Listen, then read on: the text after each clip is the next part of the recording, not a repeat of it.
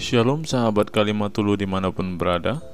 Apa kabar sahabat Kalimatulu semua? Saya berharap sahabat semua ada dalam keadaan sehat dan selalu di dalam pertolongan Tuhan kita Yesus Kristus. Terus dukung perkembangan channel ini dengan cara like, komen, dan subscribe.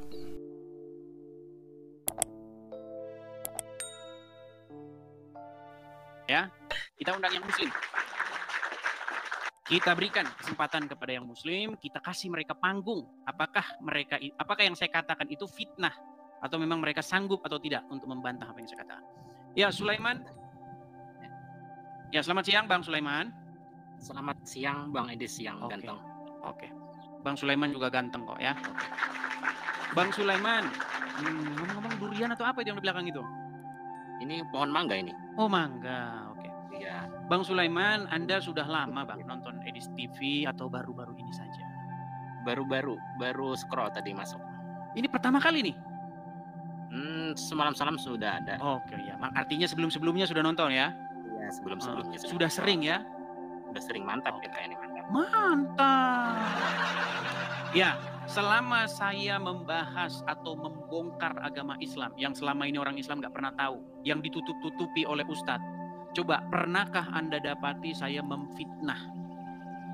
Anda itu sukanya kayak menghujat sih. Menghujat?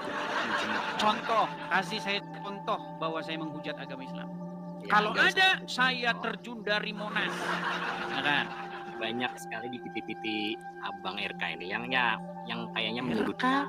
Saya bukan RK. Ini Edis TV. Edis ganteng. Kalau RK itu ada channelnya sendiri. Kami masing-masing apologet itu sendiri-sendiri, punya kebiasaan sendiri, punya cara sendiri, punya gaya sendiri. Biarkan saja masing-masing gaya masing-masing. Silakan. Sebenarnya pemahaman antar agama ini beda-beda, nggak bisa dipaksakan, Abang. Perasaan tadi saya menantang Anda menunjukkan satu hujatan saya. Berikan satu saja statement saya terhadap agama Islam yang merupakan fitnah dan hujat. Gimana? Banyak di PT Abang RK itu yang seolah-olah melecehkan, menghujat, gaya bahasanya. RK lagi. Berat saudara. Kalau RK itu orangnya putih, saya orangnya hitam, beda. Saya agak rabun. Soalnya panas ini. Hari masih siang bolong, Anda sudah gelap-gelap. Hati-hati kalau di gelap-gelapan terus bentar lagi jadi nabi. Silakan. Kenapa Kristen itu mengatakan Yesus itu adalah Tuhan? Bang, perasaan. Tadi saya menantang Anda untuk menunjukkan di mana saya memfitnah. Yang nggak usah dibahas lagi itu. Bilang saja Anda tidak mampu. Bilang saja Anda tidak mampu. Yang saya tidak mampu, saya tidak mampu. Oke, silakan. Apa mau Anda bahas? Ya, tadi pertanyaan, kenapa Kristen itu menuhankan Yesus? Karena perintah Bapa di sorga. Bapa di sorga ingin supaya semua orang itu menaklukkan diri, mengikuti, taat, patuh, tunduk kepada anaknya yang diutusnya. Itu maksudnya menuhankan. Anak yang dimaksud anak itu Yesus ya? Ya. Pertanyaan Anda tadi kan kenapa menuhankan? Karena disuruh sama Bapa di sorga, begitu. Ada bapaknya, Yesus itu ada bapaknya. Coba satu aja pertanyaannya, jangan lompat-lompat. Kenapa Anda menuhankan Yesus, kan gitu? Ya. Karena Bapa di surga memerintahkan kepada umat manusia supaya semua manusia itu menaklukkan diri di bawah kaki anaknya. Oh iya. Mengikuti, mentaati, menjadikan dia sebagai Tuhan. Itu maksudnya. Tuhan itu maha kuasa nggak, Bang? Ini lompat ke sana, lompat ke sini.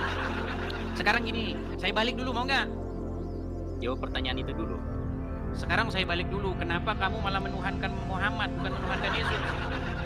Itu salah persepsi Abang. Salah persepsi.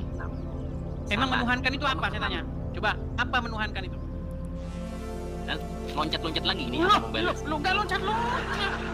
Anda kan tanya sama saya, kenapa saya menuhankan Yesus? Sudah saya jawab. Sekarang saya tanya Anda balik, kenapa Anda menuhankan Muhammad? Seperti itu, Bang. Kami tidak pernah memanfaatkan Muhammad, tapi Muhammad. Oke, baik. Sekarang gini. Ini makanya diskusi kita buntu. Dengar. Ada nggak orang yang menuhankan hawa nafsunya? Orang yang menuhankan hawa nafsu? Ada nggak? Orang yang suka. Enggak, pertanyaannya ada atau tidak? Ya ada. Ada. Kenapa disebut menuhankan hawa nafsu? Ya pengertian abang di mana? Saya Karena bisa jelas. dia takluk, patuh, mengikuti hawa nafsunya itu. Oh ya. Setuju nggak? Ya bisa di. Nah, sekarang Anda saya tanya, Anda patuh nggak, takluk nggak, tunduk nggak, mengikuti Muhammad nggak? Bukan disamakan seperti Nah, itu. mulai dah. Saya sudah tahu loh bukan sama. Duh. Rata-rata abang diskusi ya seperti Sulaiman, Ya. ini kenapa debat kusir terus? Karena ketika Anda menanyakan menuhankan, Anda sendiri nggak tahu menuhankan itu apa. Ada nggak orang yang menuhankan iblis? Ada sebagian. Oke, apa Iblis. maksudnya mempertuhan setan atau iblis? Maksudnya gimana? Ya mempercayakan dari selain yang tadi. Percayakan dari selain yang tadi ini apa sih bahasamu? Iblis kan? Mempercayakan dari selain yang tadi itu bahasa apa itu? Iblis Coba ada dengarkan. yang Kamu iblis sudah mengakui, sebenarnya. sebentar. Kamu Belum, sudah belum. mengakui adanya Belum. orang-orang yang mempertuhan setan. Betul. Ya Apa itu tergantung mempertuhan orangnya. setan? Belum, tidak tentu semua orang. Ya memang tidak semua orang. Saya bilang ada orang-orang yang mempertuhan setan, betul. Ya betul. Ah, mereka berbuat apa terhadap setan itu kok disebut mempertuhan setan itu? Ya itu tunduk patuh. Tunduk patuh terus Ya semuanya itu memuja kepada. memuja. Oke, tunduk patuh memuja. Oke, sebentar. Kamu tunduk nggak kepada Muhammad? Ya Patuh tunduk nggak kepada Muhammad? patuh. Memuja atas Muhammad nggak? Memuja. Nah itu kamu mempertuhan Muhammad. Gimana dia? Aduh. Utusan. Yang bilang dia bukan utusan Siapa? siapa? Yang bilang Muhammad bukan utusan Tidak siapa? secara langsung abang mengatakan bahwa saya menuhankan Nabi Muhammad itu. Karena di otakmu itu mempertuhan itu menganggap Muhammad itu pencipta langit dan bumi. Bukan itu yang saya maksud. Apakah orang mempertuhan setan artinya menganggap setan pencipta langit dan bumi? Ya dia menganggap semuanya. Tadi kamu saya tanya apa itu perbuatan mempertuhan setan? Patuh, tunduk, Tunduk. memuja. Banyak. Penyebarannya banyak. Oke, sekarang saya tanya apa mempertuhan hawa nafsu? Ya banyak penyebarannya banyak. Sebutkan biar saya catat. Apa aja? Mempertuhan hawa nafsu apa aja? Biar saya siapkan. Apa aja? Tidak usah dicatat. Semuanya itu abang juga tahu. Menganggap semua orang- menganggap hawa nafsu pencipta langit dan bumi? apa? Oh, langsung pura-pura bengok kan? Katanya mempertuhan hawa nafsu artinya menganggap hawa nafsu sebagai pencipta langit dan bumi itu. Ya bisa juga dikatakan seperti itu. Coba siapa umat yang menganggap hawa nafsu sebagai pencipta langit dan bumi? Siapa? Ya abang juga tahu itu banyak. Siapa? Wahai hawa nafsuku yang menciptakan langit dan bumi. Gitu. Gitu.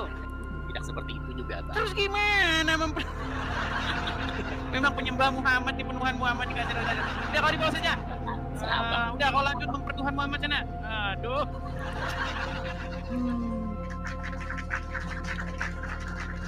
Kita kasih naik ada Ayah Nasma dan Nasmi. Ayah Nasma dan Nasmi. Kita jadi mengikuti temanya dia, padahal kita ada tema ini. Sorry ya, biasa bagi-bagi. Karena kalau ngobrol sama orang Islam itu cuma itu temanya. Gak ada yang berkembang kemarin. Oke, Ayah Nasma Bentar dan bang, Nasmi. balik kameranya. Siap.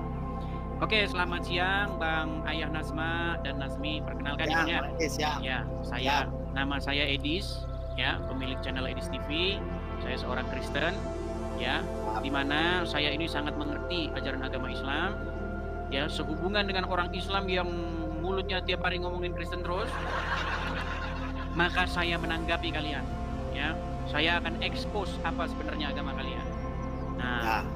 sekarang Bang, kita ada tema ini, ya. Ternyata tantangan membuat yang seperti Al-Quran itu sudah dilakukan oleh Bukhari. Dan Muslim tepuk tangan. Bagaimana, setuju? Enggak bang, saya nggak ngerti masalah tema itu. Kan saya dulu pernah naik juga sama abang. Gak ngerti. Yang abang ngerti itu apa? Bang Edis, saya kan udah pernah naik juga sama Bang Edis. Oke. Terus Bang Edis nanya muslimnya muslim taat apa enggak, saya muslim KTP. Ya pantas lah Anda masih baik. Nah, maksud saya gini loh. Bersyukur saya Anda masih Islam KTP, Pak. Ya. Kalau Anda Islam yang sungguhan menjalankan syariat Islam, waduh. Bang, saya mau ngobrol aja. Saya gini, sebenarnya saya dibilang dukung Edis TV enggak juga. Dibilang dukung Islam harus menang ini, tapi nggak pernah ada yang menang kalau debat misalkan ya. Kalau adu data, apalagi Bang Edi suka ngomong kalau ada dalil atau buktinya saya loncat dari Monas gitu kan. Iya, itu bukti bahwa saya itu serius gitu. Ya, maksudnya gini loh. Saya kadang heran juga sama yang orang Islam yang jago-jago agama ini, yang paham-paham, kok susah banget ya bikin Bang Edis loncat dari Monas ya? Nggak bakal bisa, karena yang saya tujukan semuanya ada dasarnya. Contoh ini nih, tantangan membuat yang seperti Quran itu sudah dilakukan oleh Bukhari, dan orang Islam percaya kepada kitab yang seperti Al-Quran itu. Gitu. Benar Bang, benar. Jadi kalau jujur nih ya, saya sebenarnya nggak dukung Abang nih. Sebenarnya saya pengen tuh lihat Abang loncat dari Monas. Sejujurnya. Masalahnya ya, belum ada muslim yang bisa membalikan. Nah, saya masih heran itu. Walaupun saya Islam KTP, saya dalam hati saya itu berharap ada orang muslim yang hebat yang bisa bikin Bang Edis loncat dari Monas. Tapi kok belum ada. Iya, yang saya pertanyakan itu kok nggak ada ya yang bisa.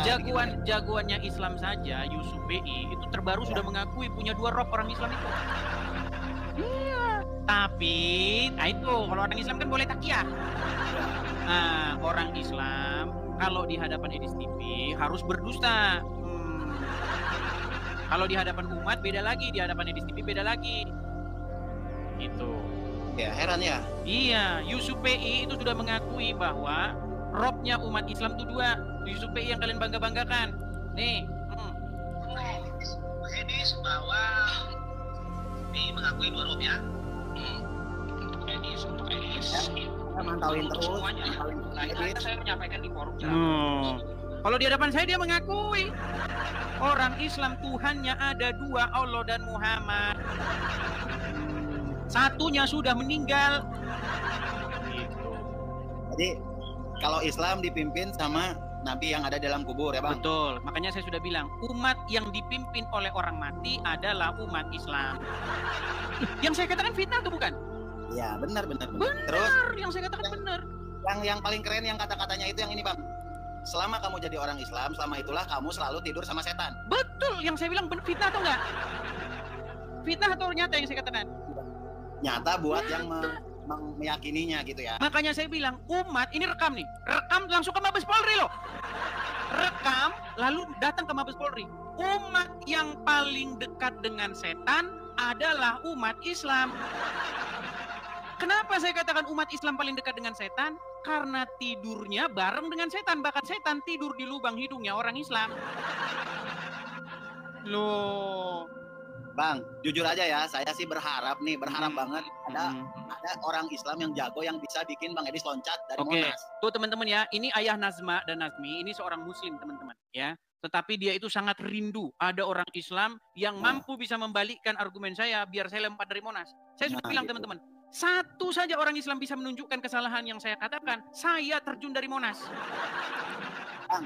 Satu kesalahan saja yang pernah saya katakan terhadap agama Islam. Saya mau ngasih tahu nih, kan ada 10.000 nih yang nonton ya. Buat yang awam-awam gak perlulah ikut-ikut debat ya. Apalagi marah-marah, malah bikin malu aja loh. Betul.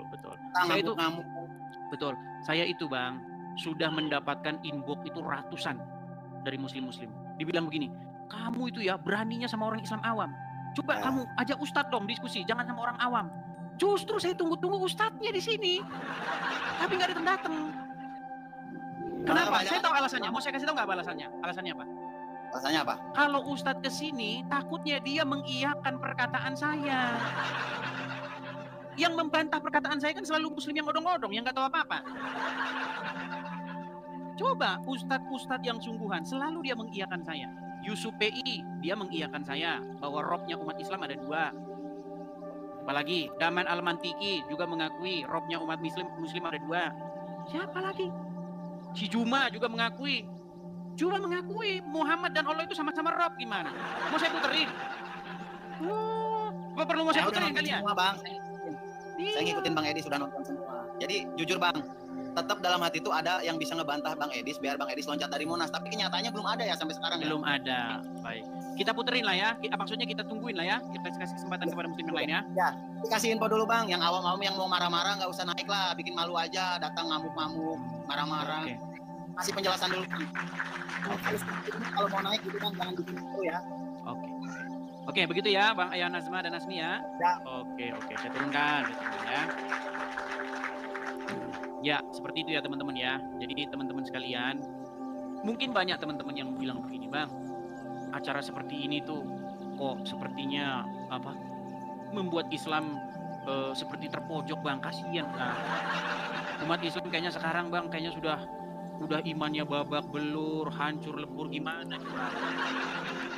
Makanya itu saya undang ustadznya gitu. Ya, yuk muslim-muslim yang mengerti ajaran agama Islam yuk. Ya, yang mengerti, yang paham ajaran agama Islam. Saya nggak mau mengajak muslim-muslim yang dia itu saja ngerti apa-apa tentang agama Islam. Yuk, saya kasih kesempatan kepada kalian. Naik ke sini, kita bagus-bagus yuk. Ada Ariel. Ariel anak jalanan. Ya, selamat siang Bang Ariel. Selamat siang. Ya, silakan nyalakan kamera Bang Ariel. Ariel, ya, Ariel. Bukan Ariel Peter Pan ya. Wih, tidak pakai ban. Bang Ariel, abang ini muslim bang? Muslim. Waduh, bukannya dari tadi pakai baju. Ya, Bang Ariel, Anda muslim? Oh, mau nanya. Sebentar bang, abang muslim? Mana bisa Idris? Iya. Ya, bumi orang. Bang, ada headset? Headset ada? Headset ada nggak? Makasih Bang Tobias, makasih Bang. Headset ada nggak? Ada. Tapi dengar tidak suaraku? Iya, tadi saya sudah nanya dari tadi. Kalau saya bisa mendengar, tapi Anda bisa mendengar saya nggak? Dengar tuh bisa pakai handset lah. Buat apa pakai handset? Oke, Anda muslim? Iya. Oke, silakan. Apa yang mau Anda utarakan? Silakan. Ya, ini kata Idris, mana bisa orang muslim meloncat dari Monas. Iya, benar. Tapi kalau udah kalah berdebat sama orang Islam kabur ya. Nah itu pertama sama Andre kabur, sama Merah Andre kabur kamu, karena aku sering nonton. Ya, oke. Sekarang jangan ngomongin orang lain. Dulu. Kan mengatakan, Wah, nampaknya dia nggak punya headset nih teman-teman. Oke, gini aja dah, Ariel. Iya, masalahnya saya bisa dengar kamu yang nggak bisa dengar saya. benar. Tapi aku membahas kata Idris, mana bisa orang muslim mengalahkan aku. Iya, mana bisa kalian membantahkan atau membantah perkataan saya. Coba, selama saya membuka channel ini, selama saya berbicara tentang agama Islam, coba tunjuk satu kesalahan saya. Apa? Kalau ada, saya terjun dari Monas. Silakan. Maka tidak ada orang Islam menuhankan Nabi Muhammad, tapi menuruti hadis Nabi Muhammad. Oh, masalah orang Islam mempertuhan Muhammad. Enggak, Pak. Menuruti hadis dari Muhammad, bukannya menuhankan. Apa sih? Nabi Muhammad saja manusia. Aduh, kamu belajar bahasa Indonesia dulu dah. Saya nggak ngerti bahasa Indonesiamu. Coba kamu belajar bahasa Indonesia dulu. Aduh. Mohon maaf ya teman-teman ya, bukannya menghina apa. Cuman saya tidak paham. Dia bahasanya itu saya nggak ngerti teman-teman. Kayaknya dia jarang berbahasa Indonesia. Saya agak pusing dia bahasanya saya nggak paham. Oke, kita kasih naik ada sebentar, Arif Purwanto. Oke, Arif Purwanto. Banjar. Ya, logatnya sih seperti si Ucup. Ucup masih saya ngerti. Kan lama nggak ketemu. Arif Purwanto. Ya silakan nyalakan kamera, Bang Arif Purwanto. Belum nyalakan kamera, Gun. Nyalakan kamera dulu ya. Silakan kamera. Silakan Bang Arif, silakan. Dan Tuh, sudah saya kirimkan permintaan. oke. Halo Pak Edis. Ini orang agak-agak aneh nih, agak lain Ini saya. Saya itu sudah melihat kamu itu sudah ratusan kali. Setiap saya mau gabung kok nggak pernah bisa ya. Karena yang naik itu banyak, Bang. Yang mengajukan permintaan naik itu banyak. Yang bikin macet itu orang-orang Kristen sendiri. Padahal sudah saya bilang, kasih kolom untuk tamu berikan kepada Muslim. Yang Kristen jangan ikut-ikutan di dalam, nanti jadi macet. Iya. Iya, begitu. Punya kangen saya. Ya, gimana? Apa yang mau Anda sampaikan? Ini nampaknya saya harus siap paramikanya. Orangnya soalnya rada-rada nggak nyambungan. Gimana, Bang Arif? Jangan banyak paramek, tenang saja, tenang, jangan bingung. Ya. Nih, gini, gimana? Perkenalkan dulu Bang Edis. Nama saya Bapak Ali Purwanto. Kita kan sudah pernah diskusi sebelumnya, Bang Arif. Pernah ya? Pernah. Oh iya, kerjaan banyak. Saya Gimana? banyak saya. Minta maaf Bang. Nah, makanya aku. Oke, begini, Arif, begini. Ya. Kemarin itu saya tidak lanjutkan diskusi denganmu karena kamu kalau diskusi nggak siap di situ Quran, nggak siap di situ hadis. Sekarang udah siap belum? Di situ ada Quran, ada hadis. Enggak. Belum siap. Ada. Ucapkan selamat tinggal dulu kalau begitu, kalau nggak ada. Dari kemarin nggak ada terus. Gue di bawah sana, gimana? Teman-teman sekalian, kita ini bukan mau bahas harga bawang goreng. Kita ini mau bahas agama, mau bahas iman Anda dan iman saya. Sehubungan dengan ustadz-ustadz, kiai-kiai, ulama-ulama Anda, MUI, ya Kementerian Agama, sukanya bahas agama Kristen. Jadi saya sebagai orang Kristen menanggapi, gitu loh. Nah ketika saya tanggapi, siapinlah Quranmu, siapin hadismu. Jangan ketika suruh buka Quran Anda nggak bisa. Ya, siapin datanya.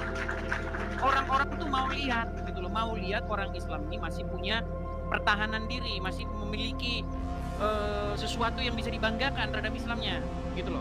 Karena yang dilihat di sini babak belur Islamnya, ya. Ya, silakan. Kita kasih naik ada Bang Hengki. Bang Hengki. Yang Kristen sekali lagi teman-teman ya, jangan memenuhi kolom antrian. Berikanlah di kolom antrian itu kepada muslim-muslim supaya saya kalau naikkan orang itu pasti dia muslim. Oke, Bang Hengki, silakan nyalakan kamera. Halo? Bukan ya. Kita kasih naik lagi ada Wahyu 86. Oke, Wahyu. Ya, selamat siang Wahyu. Selamat siang Bang. Ya, silakan nyalakan kamera. Ya, Bang Wahyu, abang muslim Bang? Muslim Bang. Muslim. Perkenalkan Bang, saya Kristen. Saya adalah orang yang sangat-sangat memahami agama Islam. Tujuan channel saya ini adalah untuk menanggapi orang-orang Islam yang senang bahasin agama Kristen. Nah, makanya saya tanggapi kalian. Nah, ketika saya tanggapi kalian, banyak di antara kalian kejang suruh. Padahal tidak ada satupun yang saya katakan itu yang merupakan fitnah. Semua yang saya katakan tentang agama Islam itu tertulis di dalam Quran dan tertulis di dalam hadis kalian. Anda sudah lama nonton channel saya? Ya, Bang. Pernahkah Anda dapati saya memfitnah agama Islam? Di mana-mana agama yang bagus itu menurut penganutnya, Bang. Enggak, saya nggak ngomongin masalah penganutnya. Pernah nggak Anda dapati saya memfitnah agama Islam? Nggak bisa nunjukin kan? Nggak bisa nunjukin. Kalau Abang berada di Islam, berarti Abang juga akan membaikkan Islam. Kata siapa? Abang pasti membaikkan non-Muslim. Bang, betul tidak umat? Non-Muslim. Coba, betul tidak umat yang paling dekat dengan setan itu umat Islam? Umat yang paling dekat sama setan umat Islam. Iya. Dari mana itu? Betul nggak setan tidur di lubang hidung orang Islam? Kata siapa? Nah, kan kayak begini. Makanya Bang sering-sering nonton channel Edis TV. Itu menurut Abang, bukan menurut hadis. Waduh. Ada hadisnya enggak? Jadi Anda tidak tahu, menurut hadis setan itu tidur di lubang hidung kalian. Setan itu adanya di bukan penganut agama Muslim. Tidurlah di sana tidur. Kalian sudah tahu ya bagaimana umat Muslim itu tidak mengerti agama Islam. Saya pastikan orang yang masih Islam itu karena nggak ngerti agama Islam. Oke, silakan. I am Fikri. Nyalakan kamera. Silakan.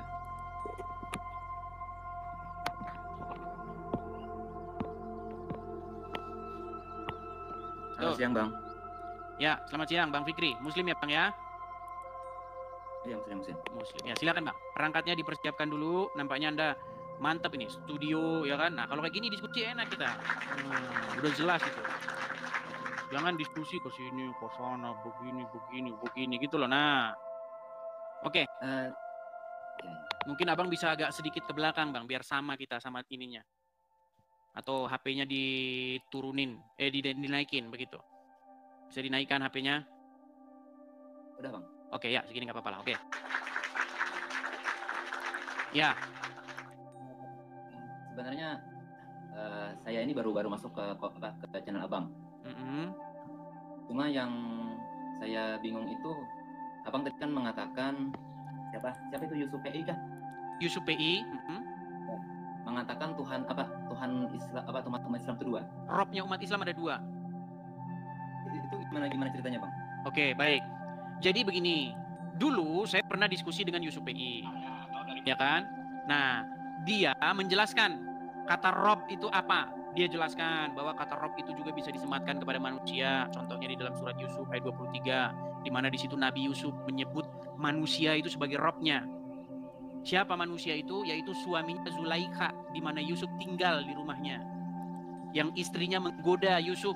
Lalu Yusuf berkata, sesungguhnya Robku telah memperlakukan aku dengan baik, katanya. Nah ternyata kata Robku itu ditujukan kepada seorang manusia.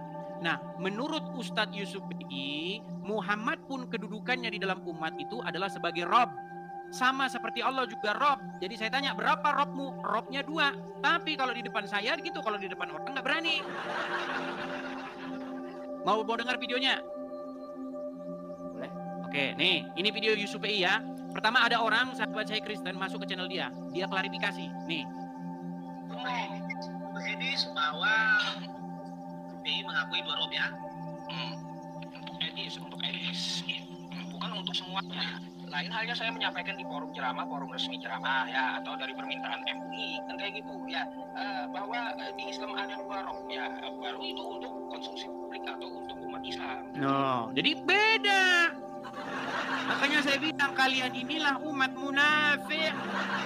Nih, itu bukan Yusuf PI doang yang ngomong. Nih, ini Daman Al-Mantiki nih, perhatikan.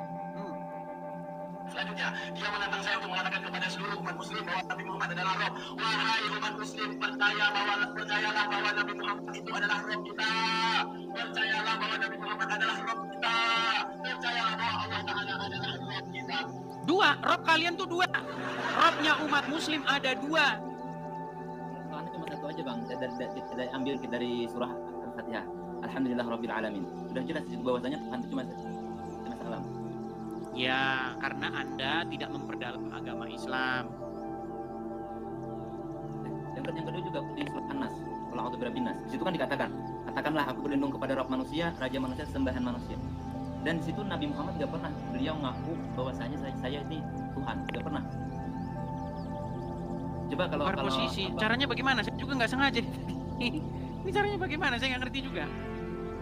Kalau gitu abang turunkan dulu, baru nanti naikkan kalau mau tukar. Oke, sebentar ya, coba. Saya juga nggak ngerti caranya ini. Bentar. Sebentar ya, bentar. Saya nggak ngerti teman-teman yang saya juga nggak tahu. Oh, ada topi tukar begitu saja. Oke ya, kita kasih naik lagi. Ada sebentar ya, kita tunggu dia naik lagi ya. Sabar ya. Kok bisa ya? Saya juga heran. Bisa muter sendiri. Oke, Ayam Fikri. Oke, iya. Saya nggak tahu dia kok bisa muter sendiri. Oke, ya, gimana? Senyum saya bang. Nggak masalah. Justru Ya. di sini banyak Muslim yang naik, dapat gift dari Muslim juga nggak masalah. Gift itu adalah pemberian dari orang-orang yang mengapresiasi kita, begitu loh. Seperti itu. Walaupun banyak juga Kristen yang salah ngirim. Ya, silakan. Ini dari Quran surah Al-Imran ayat 79. Kenabian. Lalu ia berkata kepada manusia, jadikanlah kalian penyembah selain Allah. Tapi ia berkata, ini Muhammad ya, tapi Muhammad berkata, jadilah kalian pengejar karena kalian telah mengerti kitab dan mempelajarinya. Nah di situ artinya Rasulullah itu Tuhan satu-satunya cuma Allah. Baik. Di situ Anda memegang Al-Quran? Dari apa? Quran? Bukan. Anda pegang Al-Quran nggak di situ? Bang Fikri pegang Quran nggak di situ? Tunggu, kalau Al-Quran Baik, silakan ambil dulu Qurannya. Ya. Ya, teman-teman sekalian ya, perhatikan teman-teman ya. Kalau teman-teman memberikan gift, lihat teman-teman tap layar siapa, nanti teman-teman giftnya lompat ke siapa gitu. Ya, Bang Fikri, coba saya suruh buka Al-Quran. Pernah nggak Anda dengar di dalam Quran itu tokoh yang bernama Yusuf? Ya, pernah. Oke, Yusuf di dalam Al-Quran itu seorang nabi nggak? Ya, Nabi. Nabi. Perkataannya betul berarti ya? Ya. Oke, coba bukakan Quran surat Yusuf ayat yang ke-23.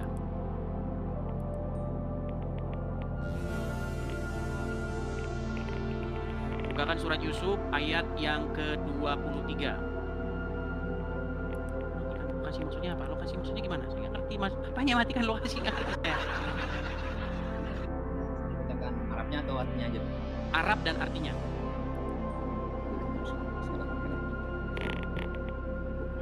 وراودته التي هو في بيتها عن نفسه وغلقت الأبواب وقالت ليس لك قال معاذ الله إنه ربي أحسن مثواي إنه لا يفلح الظالمون. Itu kan? Artinya Dan wanita yang tinggal di rumah tempat Yusuf berada menggoda dia untuk menunjukkan dirinya kepadanya, dan dia menutup pintu-pintu seraya berkata, marilah ke sini. Yusuf berkata, aku berlindung kepada Allah, sesungguhnya dia majikanku adalah tuanku yang telah Oke, bahasa Arab tuanku di situ apa? Rob. Oke. Jadi di rumah Jiliban. Inggris ya? Ya, Bang. Oke. Jadi yang disebut Rob oleh Yusuf di situ atau Nabi Yusuf di situ itu siapa?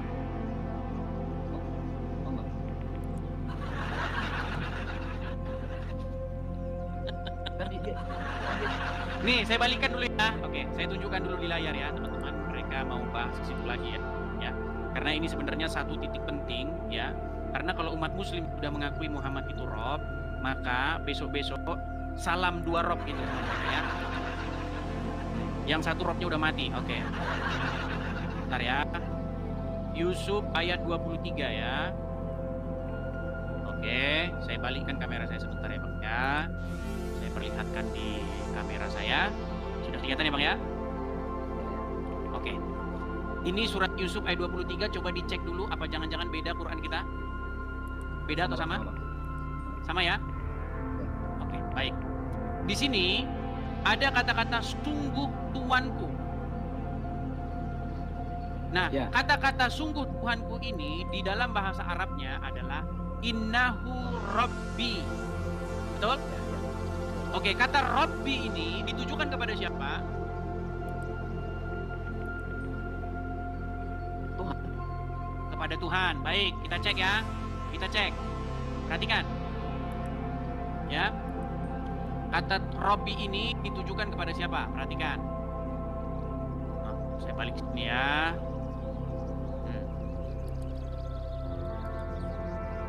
Kita lihat ya. Kita lihat. Oh, kita buka tafsir Ibnu Katsir saja ya. Tafsir Ibnu Katsir nih ya, kelihatan ya Ibnu Katsir, kelihatan ini. Ini tafsir Ibnu Katsir ya. Oke. Di sini Yusuf berkata innahu rabbi, sesungguhnya Robku. Nah, perhatikan. Kita lihat di bagian sesungguhnya Robku ya. Kita lihat sini, kita harus ini. Nah ini, nih Yusuf berkata, aku berlindung kepada Allah, sungguh Tuanku. Kata Tuanku ini dalam bahasa Arabnya innahu rabbi, ya, kelihatan nggak? Ya. Nih, Kelihatan. nih ya, innahu rabbi, ya, sesungguhnya Tuhanku. Nah, mereka menyebut kata Rabb untuk Tuhan dan orang besar di kalangan mereka. Dengan kata lain, maksudnya adalah sesungguhnya suamimu adalah tuanku.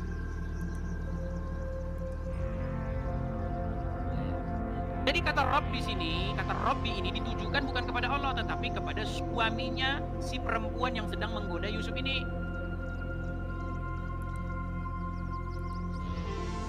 Waduh, meninggal dunia dia baru tahu kenyataan ini. Berarti Robnya Nabi Yusuf ada berapa di sini?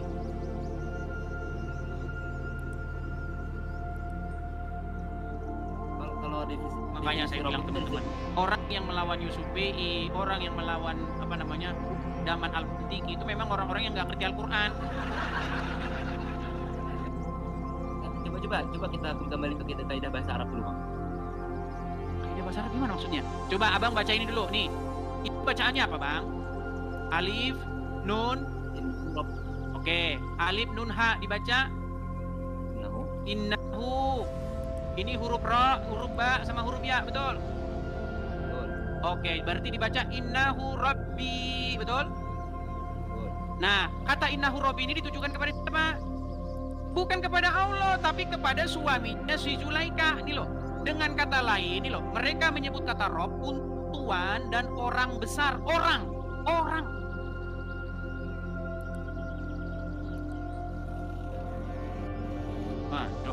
Duh.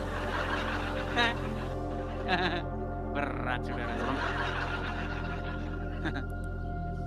Hacker gimana? Ngecek posisi, emang udah ada sih memang yang ini. Nggak apa-apa, datang ke sini nggak apa-apa. Saya ajak ngopi-ngopi nanti. Mana? Udah ketemu lokasi, Fikri. Udah ketemu lokasinya. Siapa? Lokasi saya. Udah ketemu. Di mana tulisan? Waduh, berat saudara. Oke lah, karena kamu juga tidak berilmu, jadi saya turunkan dulu ya. Nggak berilmu, saudara-saudara. Jadi teman-teman sekalian ya, jadi memang ketika saya mengajak Muslim diskusi, tidak pernah ada Muslim yang mampu. Ada. Iya, nggak pernah ada teman-teman. Jadi teman-teman sekalian ya, kalau teman-teman punya ilmu, datang, ya kan, bantah argumen-argumen saya. Iya, ya, silakan. Maksudnya gimana sih? Saya nggak ngerti maksudnya teman-teman. Maksudnya yuk silakan ya teman-teman Muslim yang khusus Muslim yang memiliki ilmu, khusus Muslim yang memiliki pengetahuan. Yuk silakan ya. Yuk. Bang Edis. Ya, Bang Fikri. Abang scroll dari atas ke bawah. Lokasi abang matikan, Bang, lokasi GPS, Bang. Kenapa emangnya, Bang? Gip nanti lari, baru lokasi pun terlacak. Pokoknya gangguan live pun ada, Bang. Saya nggak ngerti itu apa itu, Bang. Kan ini, coba abang scroll handphone abang yang live ini dari atas kan. Kalau saya scroll ke bawah, yang di TikTok itu langsung keganggu.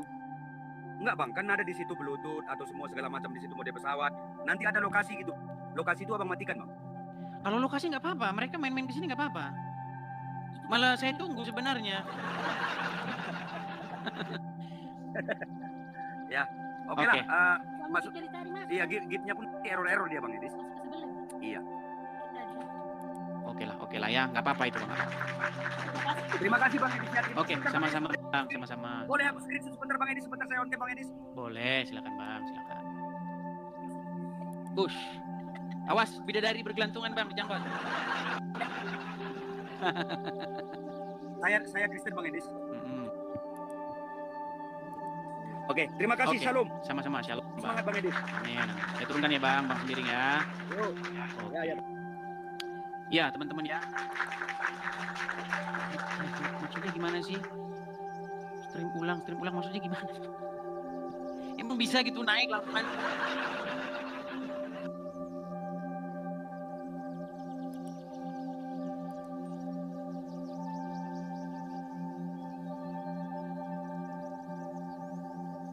Enggak, teman-teman, yang pindah itu saya tadi mencet sesuatu. Tadi itu saya mencet di layar saya, nggak tahu apa yang saya pencet, terus jadi pindah sendiri gitu loh. Karena di TikTok ini banyak panel-panel gitu loh. Cuman saya tidak tahu fungsi-fungsi panel itu apa. Gitu loh ya, seperti itu. Oke, kita kasih naik ada sebentar ya. Mas Fanani. Oke, Mas Fanani. Teman-teman, TikTok ini perusahaan besar, tidak semudah itu Ferguson. TikTok ini teman-teman, canggih teman-teman. Ya, TikTok ini buatan Cina. Seandainya TikTok buatan Saudi Arabia, udah gampang TikTok ini dibobol orang. Begitu loh. Kalau buatan Saudi Arabia, maka udah pasti hancur lebur. Tapi karena buatan Cina, tenang aja, pasti aman. Silakan, Mas Fanani. Ya. Nyalakan kamera, Bang. Nyala. Ya, silakan, Bang. Nyalakan kamera. Udah masuk. Nyala deh. Belum nyala. Oke. Bentar ya. Ini karena ada. Oke. Bang Fanani atau Mas Fanani, saya mau perkenalkan diri dulu atau sudah lama mengikuti channel Edis TV? Lumayan lama ya. Bentar saya pakai filter dulu biar nggak kelihatan yang di belakang ya. Ya. Bagaimana? Sudah berapa lama Anda nonton Edis TV dan sudah kira-kira apa yang Anda dapati? Ya, sudah berapa bulan? Lama saya mengikuti Edis TV dan lumayan menarik ya pembahasannya. Ya. Nah, pertanyaan saya kepada Anda nih ya, pernahkah Anda dapati bahwa yang saya katakan terhadap agama Islam itu nggak benar atau fitnah? Ada apa istilahnya penafsiran yang beda sehingga menggiring opini orang supaya ke arah yang negatif gitu. Sebenarnya yang tapi tidak ada yang fitnah kan? Ada nggak yang fitnah? Ya nggak ada, cuman kadang itu ya itu kata-katanya itu agak sedikit kasar ya, atau mungkin agak sedikit terlalu bukan kasar, nggak kasar agak misalkan ngejek gitu. Itulah nantinya orang Islam begini. Tapi kan memang benar. secara mungkin secara persepsinya Bang Edis benar, tapi kan kalau di penganut kan ya mungkin merasa tidak benar. Bang, saya kasih contoh ya. Yang itu Muhammad adalah Rob. Itu mungkin secara umum benar. Cuman secara spesifik ya bukan Rob yang dimaksud Rabbul Alamin yang dipercayai orang Muslim. Saya tidak bilang Muhammad Rabbul Alamin, Bang. Sejak kapan Muhammad Rabbul Alamin? Iya. Pernahkah saya katakan Muhammad Rabbul Alamin? Muhammad itu Robnya umat, betul? Iya, betul. Itu namanya karena kita perjelas dulu ya. Maksudnya Rob yang dimaksud orang Islam, yang dipercaya orang Islam sama yang disampaikan Bang Edis itu sebenarnya kan beda penafsiran. Kalau untuk Rob secara bahasa itu memang ya artinya luas. Jadi bisa Tuhan, bisa yang mulia. Nah, jadi itu dia Bang. Luas. Makanya gini, saya melihat perdebatan di media sosial ini, yang debat tuh orang Islamnya awam, orang Kristennya awam. Akhirnya dua-duanya ribut. Yang satu yang Kristen, yang Islam ngomong gini. Yang Islam ngomong gini sama orang Kristen. Ayo, Tuhan kamu ada berapa? Yesus Tuhan? Ya. Bapak Tuhan? Ya. Roh Kudus Tuhan? Berarti berapa Tuhanmu? Saya balik. Muhammad Rob nggak? Rob. Allah Rob nggak? Rob. Berapa Robnya orang Islam? Yang disebutkan dua.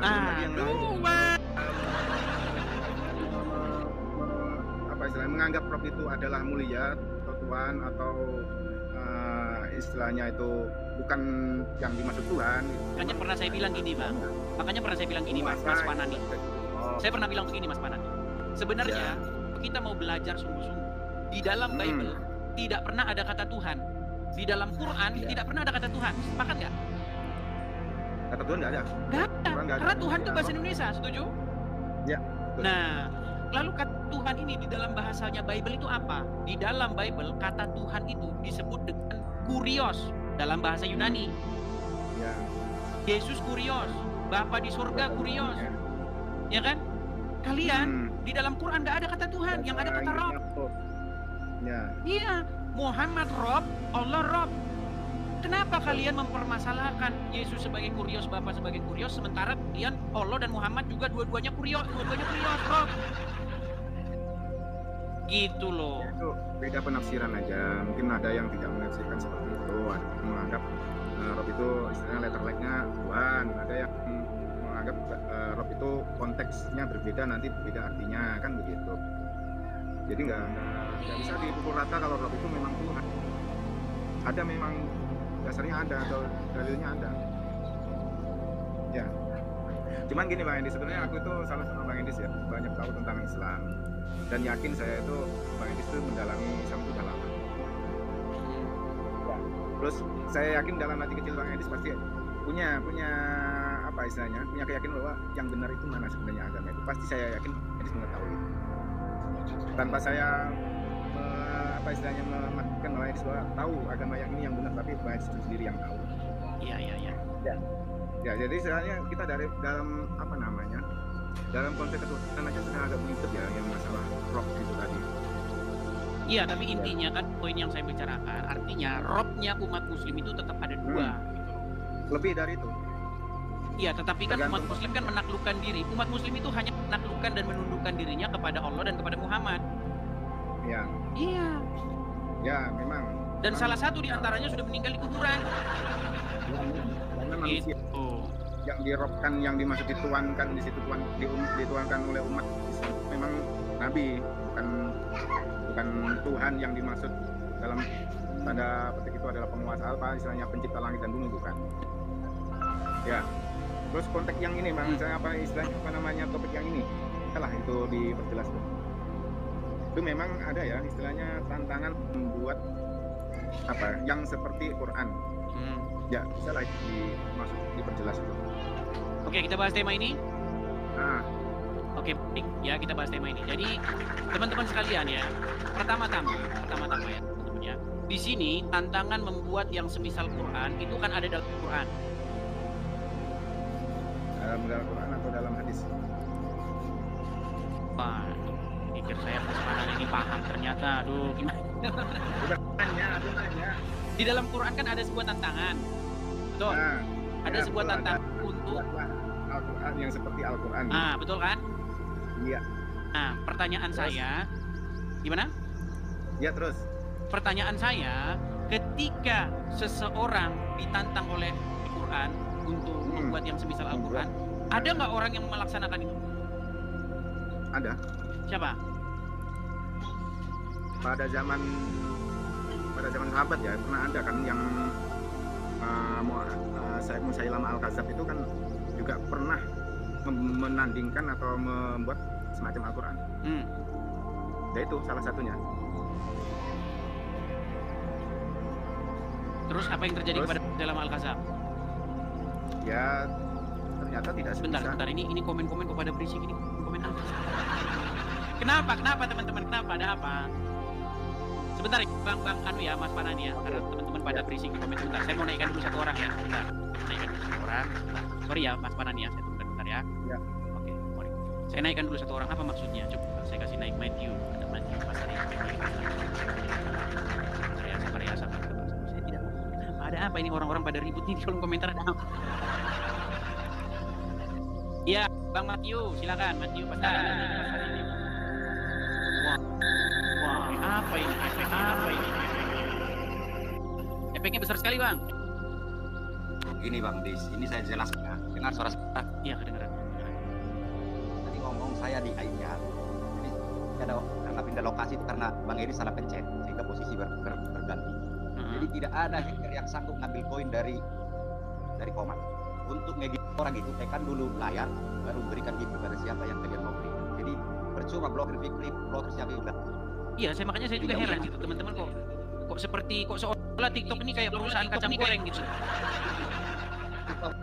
TikTok ini ada tahun 2016 pertama di Cina, 2017 bulan 3 di Amerika, 2017 bulan 11 baru Indonesia negara ketiga TikTok masuk di TikTok. Jadi hack, jadi IT security system di TikTok sangat keren sekali. Tidak ada yang bisa bawa TikTok.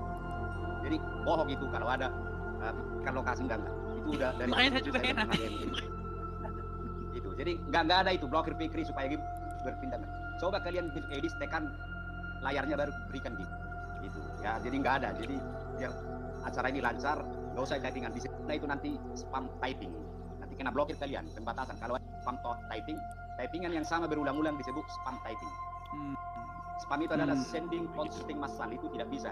Nanti siapa pelaku spam typing, akunnya kena pembatasan. Jadi untuk edis, lokasi seling melakukan pelanggaran lokasi, itu hanya PLH, pelanggaran harian, karena ada ribuan orang melapor tiap hari. Tetapi tanpa sepengetahuan edis, saya sering backup dari belakang. Oke, edis, Mantap, itu aja. mantap. Aman. Mantap, Bang Matthew. Oke ya, teman-teman ya. Oke, Bang Matthew, cukup? Cukup? Oke, makasih Bang Matthew. Sekalian, tenang saja. Gini aja lah, bagi teman-teman begini. Kalau teman-teman mau support saya langsung, sebenarnya caranya itu tidak perlu melalui GIP sebenarnya. Tapi kalau teman-teman mau melalui GIP karena lebih ringkas kan, ada yang 1000-an begitu kan, nggak masalah. Tapi kalau mau teman-teman support langsung, karena begini teman-teman, kalau teman-teman support lewat TokTok, ketahui teman-teman, 60% itu ditinggal di TokTok ini buat platform begitu teman-teman. Tapi kalau mau teman-teman langsung, itu yang saya ini, kalau mau teman-teman mau langsung support saya, sudah saya kasih teman-teman medianya ya. Nih, kita ada program untuk pendirian rumah apologet.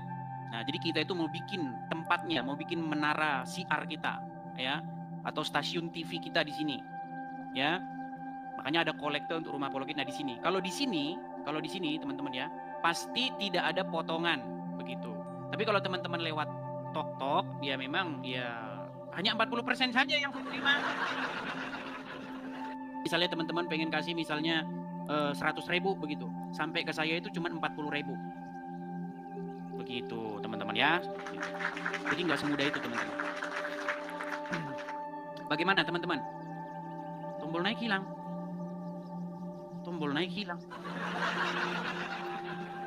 Aduh, tapi banyak yang protes dari teman-teman. Bagaimana? Tombol tamu hilang. Masa? Ini banyak loh yang mau naik ini. Coba ya, saya tes lagi ya, Simsong. Halo, Simsong. Halo, Laedis. Iya, Le, gimana, Le? Ini tolong dibaca dulu komen-komennya itu. Seperti gip-gipnya itu beralih lah ya. Oh, begitu. Tapi baiklah, kadang-kadang netizen ini tidak bisa dihentikan. Tapi enggak, setelah pikirnya naik tadi, kok gipnya beralih ke dia sepertinya gitu. Malah ke dia yang bertambah lah setelah pikirnya naik, gitu loh. Oh gitu. Oke lah, baiklah ya. Kalau memang teman-teman juga memang khawatir dan IP, nggak apa-apa lah, kita turuti mohon penonton. Dan kita juga sebenarnya bisa siaran ya nanti malam ya, mudah-mudahan kita akan siaran kembali. Makanya teman-teman pantengin ya. Oke, terima kasih Bang Simsong, saya turunkan dulu ya.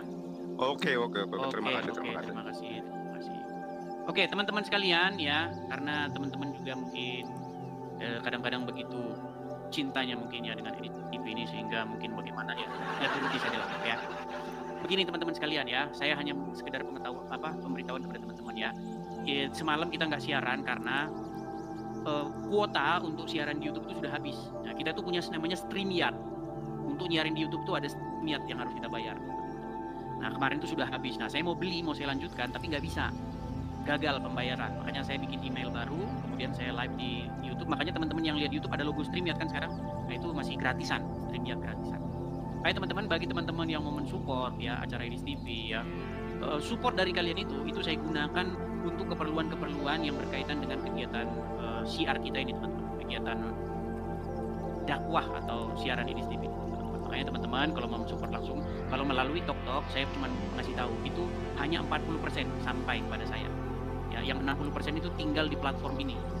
Begitu. Nah, kepada teman-teman yang mau mensupport langsung bisa lewat sini. Untuk kolektor rumah apologet ada di sini. Dan kepada teman-teman yang nonton di YouTube tuh ada tulisan berjalan. Nah, itu ada tulisan Zelle itu bagi teman-teman yang ada di US. Ya, seperti itu. Jadi karena teman-teman ini udah pada demo di bawah, demonstrasi semua, pada unjuk rasa, jadi kita hentikan saja maunya mereka seperti itu, nggak apa-apa. Daripada mereka khawatir terus masalah, kita hentikan dulu. Kemudian kita nanti mudah-mudahan ya jika Tuhan izinkan akan siaran nanti malam. Makanya teman-teman jangan lupa follow akun yang asli. Hati-hati banyak akun yang palsu mengatasnamakan saya. Pastikan Anda ikuti yang asli. Oke teman-teman, saya rasa itu saja. Nanti malam kita siaran lagi. Selamat beraktivitas. Kita kutip dalil liputan 6 teman-teman. Quraisy mengatakan, tolong jangan pilih ustadz yang suka memaki.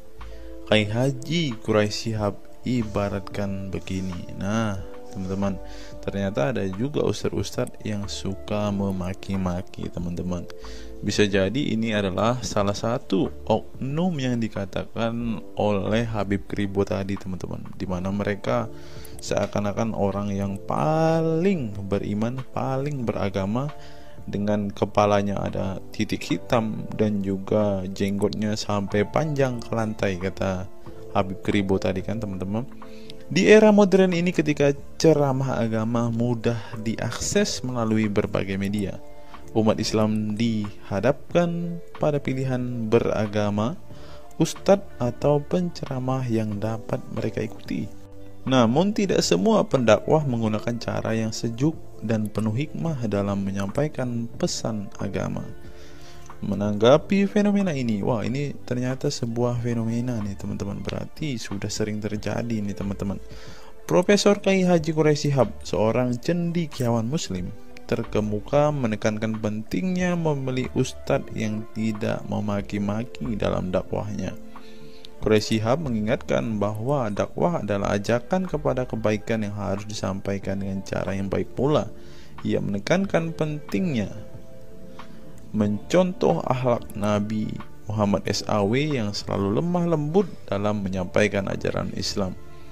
Mengutip sabda Nabi Muhammad, barang siapa yang beriman kepada Allah dan hari akhir, hendaklah ia berkata baik atau diam.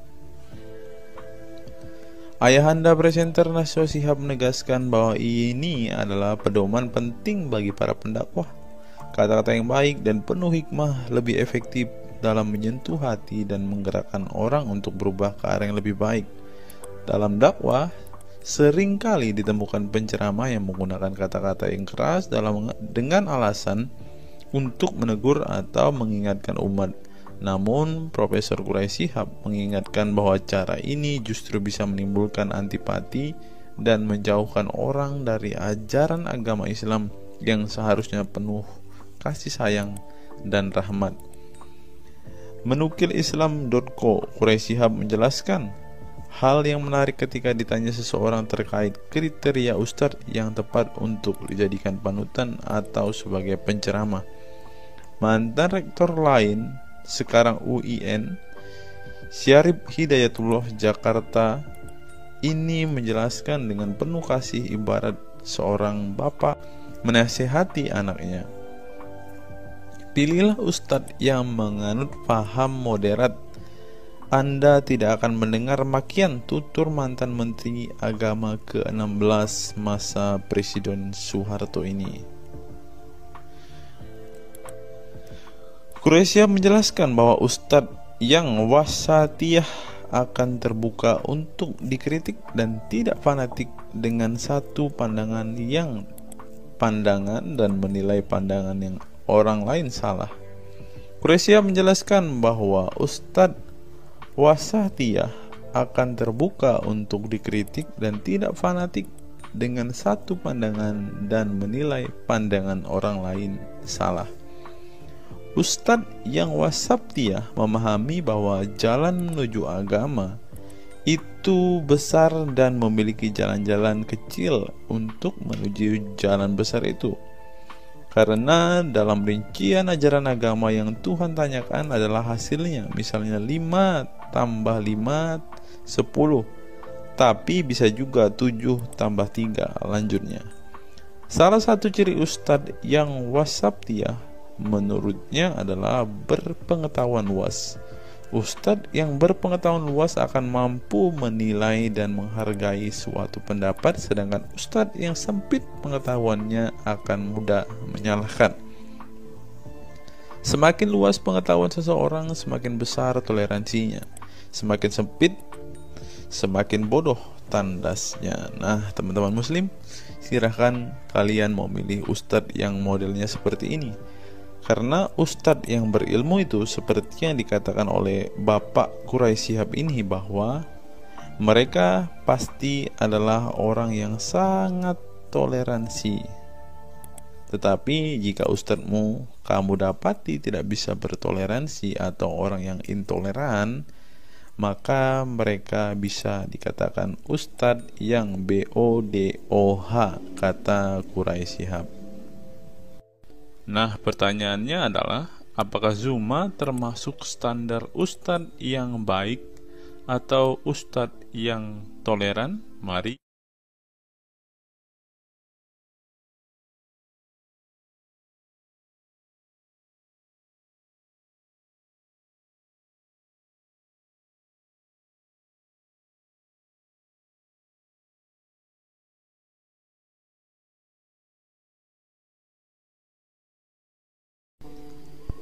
Google, mengapa Rasulullah disebut sebagai nabi penutup? Apa alasannya?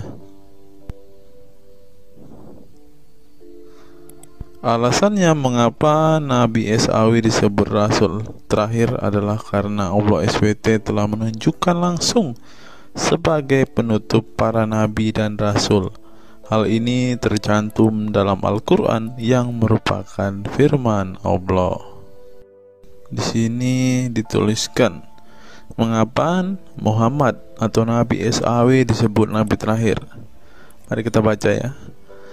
Katamul Anbiya merupakan salah satu julukan Nabi Muhammad yang berarti penutup para nabi, sesuai dengan firman Allah SAW dalam surat Al-Ashab ayat 40 yang berbunyi, artinya Muhammad itu sekali-sekali bukanlah bapak dari seorang laki-laki di antara kamu, tetapi dia adalah Rasul Allah dan penutup nabi-nabi, dan adalah Allah Maha mengetahui segala sesuatu. Nabi Muhammad SAW merupakan nabi terakhir yang Allah utus untuk menyempurnakan agama-agama sebelumnya. Al-Quran merupakan kitab Allah yang menyempurnakan kitab-kitab sebelumnya, sehingga tidak perlu ada kitab lain karena Al-Quran merupakan kitab Allah yang menyempurnakan kitab-kitab sebelumnya, sehingga tidak perlu ada kitab lain karena Al-Quran sebagai kitab terakhir. Maka dapat diartikan bahwa tidak ada lagi Nabi setelah Nabi Muhammad SAW. Nabi Muhammad SAW sebagai Nabi terakhir juga didukung dengan dalil lainnya, yaitu surat Al-Sab 61 ayat 6. Dan ingatlah ketika Isa bin Maryam berkata, "Hai Bani Israel, sesungguhnya aku adalah utusan Allah kepadamu, membenarkan kitab sebelumku, yaitu Taurat, yang memberikan kabar gembira dengan datangnya seorang Rasul yang akan datang sesudahku, yang namanya Ahmad, dalam tanda kurung Muhammad." Menurut Syekh Al-Zairi dalam kitab Al-Jawahir dan Al-Qalamiyah, alasan kenapa Nabi Muhammad SAW dijadikan Nabi terakhir adalah hikmah terputusnya para Nabi itu untuk menyeru umat manusia agar beribadah kepada Allah, menunjukkan mereka ke jalan yang lurus dalam urusan kehidupan duniawi dan ukrawi, memberitahu kepada mereka tentang hal-hal yang tidak dapat dicapai oleh penglihatan mereka, dan memberitahu keadaan yang pemikiran mereka belum sampai, dan menetapkan dalil yang meyakinkan serta menghilangkan syubhat keserupaan yang tidak benar. Adapun hubungan dakwah Nabi Muhammad SAW dengan nabi-nabi terdahulu ialah terbangun atas dasar sebagai penguat dan penyempurna dakwah nabi-nabi sebelumnya. Oleh karena itu, semua para nabi selalu dibangun atas dasar dua pondasi utama, yaitu akidah, syariat, dan akhlak. Dari segi kaidah, dari segi akidah, semua ajaran yang dibawa oleh para nabi, mulai dari Nabi Adam alaihissalam sampai Muhammad SAW, adalah sama. Tidak ada beda antara nabi satu dengan nabi yang lainnya. Semuanya mengajarkan keimanan terhadap keesaan Allah SWT, yaitu dengan membersihkan dari segala sifat yang tidak layak baginya, dan mengimani adanya hari kiamat serta adanya surga dan neraka. Maka dari itu, semua para nabi menyerukan kepada kaumnya masing-masing antara dasar iman kepada Allah, dan semua para nabi setelahnya saling membenarkan ajaran yang telah dibawa oleh para nabi sebelumnya. Adapun dari segi syariat yang mengatur tatanan kehidupan masyarakat dan individu terhadap perbedaan dalam metode dan kuantitasnya antara satu nabi dengan yang lain. Hal itu disebabkan karena syariat tersebut dalam ranah pelaksanaan, bukan sebuah pengabaran seperti akidah. Perkembangan zaman dan perbedaan bangsa yang satu dengan bangsa yang lainnya turut mempengaruhi syariat mereka satu sama lain. Diutusnya satu nabi itu adalah khusus untuk umatnya pada waktu itu, bukan umum untuk semua manusia. Sebuah hukum syariat terbatas dalam ruang lingkup yang sempit sesuai dengan umatnya pada waktu itu secara khusus. Nah, dari bagian pertama ini kita mengetahui teman-teman mengapa Rasulullah ini dikatakan sebagai nabi penutup, karena Rasulullah juga mengajarkan kepada keesaan Allah, teman-teman. Nah, seperti yang terus di sini, semuanya mengajarkan keimanan terhadap keesaan Allah SWT, yaitu dengan membersihkan dari sifat segala yang tidak layak baginya dan mengimani adanya hari kiamat dan adanya surga dan neraka. Salah satu alasan mengapa Rasulullah disebut sebagai nabi penutup adalah ini, teman-teman. Mari kita lihat fakta berikutnya. Menurut kumparan, teman-teman, alasan mengapa Rasulullah SAW disebut nabi terakhir, teman-teman. Mari kita simak ya. Saya berharap teman-teman tidak bosan mendengar setiap fakta-fakta yang kita bukakan ini, karena dengan melihat fakta-fakta ini setidaknya kita belajar, teman-teman, dan dapat memaklumi mengapa sih saudara-saudara muslim kita itu sangat-sangat menjunjung tinggi Rasulullah, teman-teman. Mari kita simak. Nabi Muhammad SAW adalah nabi yang ke-25 dalam Al-Quran. Sebagai umat Islam, kita diwajibkan mempercayai bahwa tidak ada rasul lain setelah kematian Nabi Muhammad SAW. Sebenarnya mengapa Nabi SAW disebut Rasul terakhir? Bukan tanpa alasan Allah SWT memilih Nabi Muhammad SAW sebagai Rasul terakhir, sehingga kita dilarang untuk mempercayai bahwa adanya Rasul setelah Nabi Muhammad SAW meninggal dunia, bahkan sampai memiliki cara pandang berbeda dengan beliau. Nah, jadi teman-teman kita, saudara-saudara kita tidak percaya ada Nabi setelah Nabi Muhammad, teman-teman. Terlebih ada yang Nabi yang membawa ajaran-ajaran yang berbeda dari apa yang diajarkan oleh Rasulullah. Berikutnya, alasan dibalik Nabi Muhammad SAW disebut Rasul terakhir. Nabi Muhammad SAW ditunjuk menjadi Rasul terakhir Allah SWT dan mendapatkan Al-Quran yang merupakan kitab sempurna dari kitab-kitab sebelumnya. Nah, mereka percaya juga kitab mereka adalah kitab yang paling sempurna, karena kitab-kitab sebelumnya tidak sempurna, maka disempurnakan oleh Al-Quran, teman-teman. Artinya, wahyu yang sudah diterima Nabi Muhammad SAW sudah terputus sejak beliau meninggal dunia. Ibnu Katsir menjelaskan, ini merupakan nikmat Allah Subhanahu wa Ta'ala yang terbesar atas umat ini. Allah Subhanahu wa Ta'ala telah menyempurnakan untuk mereka agama mereka, sehingga mereka tidak lagi membutuhkan agama selain agama mereka. Mereka tidak pula membutuhkan nabi selain nabi mereka. Oleh karena itu, Allah Subhanahu wa Ta'ala menjadikannya sebagai penutup para nabi. Allah Subhanahu wa Ta'ala mengutus beliau kepada manusia dan kepada jin. Nah, jadi teman-teman, Rasulullah juga bukan hanya dikirim kepada umat muslim, kepada manusia-manusia yang percaya dan memutuskan untuk memeluk agama Islam saat ini, ternyata juga kepada para jin, teman-teman. Allah Subhanahu wa Ta'ala berfirman, artinya Muhammad itu sekali-kali bukanlah bapak dari seorang laki-laki di antara kamu, tetapi dia adalah Rasulullah dan penutup nabi-nabi, dan adalah Allah Maha mengetahui segala sesuatu.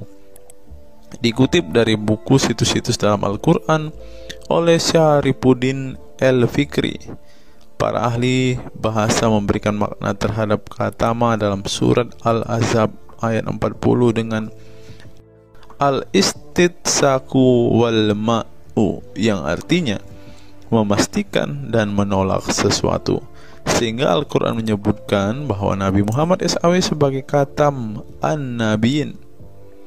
Artinya pasti tidak ragu beliau seorang nabi terakhir dan menolak orang mengaku di kemudian hari.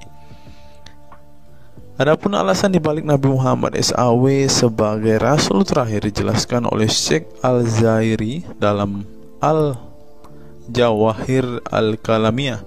Sebenarnya Nabi kita Muhammad dikatakan sebagai penutup para nabi itu hanya karena sesungguhnya hikmat terputusnya para nabi itu menyeru umat manusia agar beribadah kepada Allah, menunjukkan mereka ke jalan yang lurus dalam urusan kehidupan duniawi dan ukhrawi, memberitahu kepada mereka tentang hal-hal yang tidak dapat dicapai oleh penglihatan mereka, dan memberitahu keadaan yang pemikiran mereka belum sampai, dan menetapkan dalil yang meyakinkan serta menghilangkan syubhat-syubhat keserupaan-keserupaan yang tidak benar. Karena itu umat manusia tidak memerlukan lagi kepada nabi sesudah Nabi Muhammad, sebab syariatnya telah mencapai batas kesempurnaan. Dan dari alasan inilah tampak jelas tentang rahasia terusnya beliau untuk seluruh umat manusia, dan keberadaan beliau sebagai manusia yang paling utama dalam segi fisik serta halaknya. Demikianlah penjelasan singkat mengenai Nabi Muhammad SAW sebagai Rasul terakhir. Semoga dengan mengetahuinya dapat menambah meneladani beliau sebagai sosok yang sempurna. Yang perlu diingat, jangan menghujat ya teman-teman. Mengutip sindonews.com, inilah ke-10 keistimewaan Rasulullah. Yang pertama, air liur Rasulullah menjadi obat. Dari Sahl bin Sa'ad berkata, saat Rasulullah dan para sahabat akan berperang di Khaibar, Rasulullah bersabda bahwa ia akan memberikan bendera kepada seorang pria yang cinta dan dicintai oleh Allah dan Rasul-Nya, dan Allah akan memberikan kemenangan. Rasulullah mencari Sayyidina Ali. Akan tetapi para sahabat mengatakan bahwa Ali sedang mengalami sakit mata. Rasulullah memerintah para sahabat untuk mendatangkan Ali kepada beliau. Kemudian Rasulullah meludahi kedua matanya dan mendoakannya. Seketika itu sakit matanya sembuh seakan-akan tidak ada bekas sakit sebelumnya.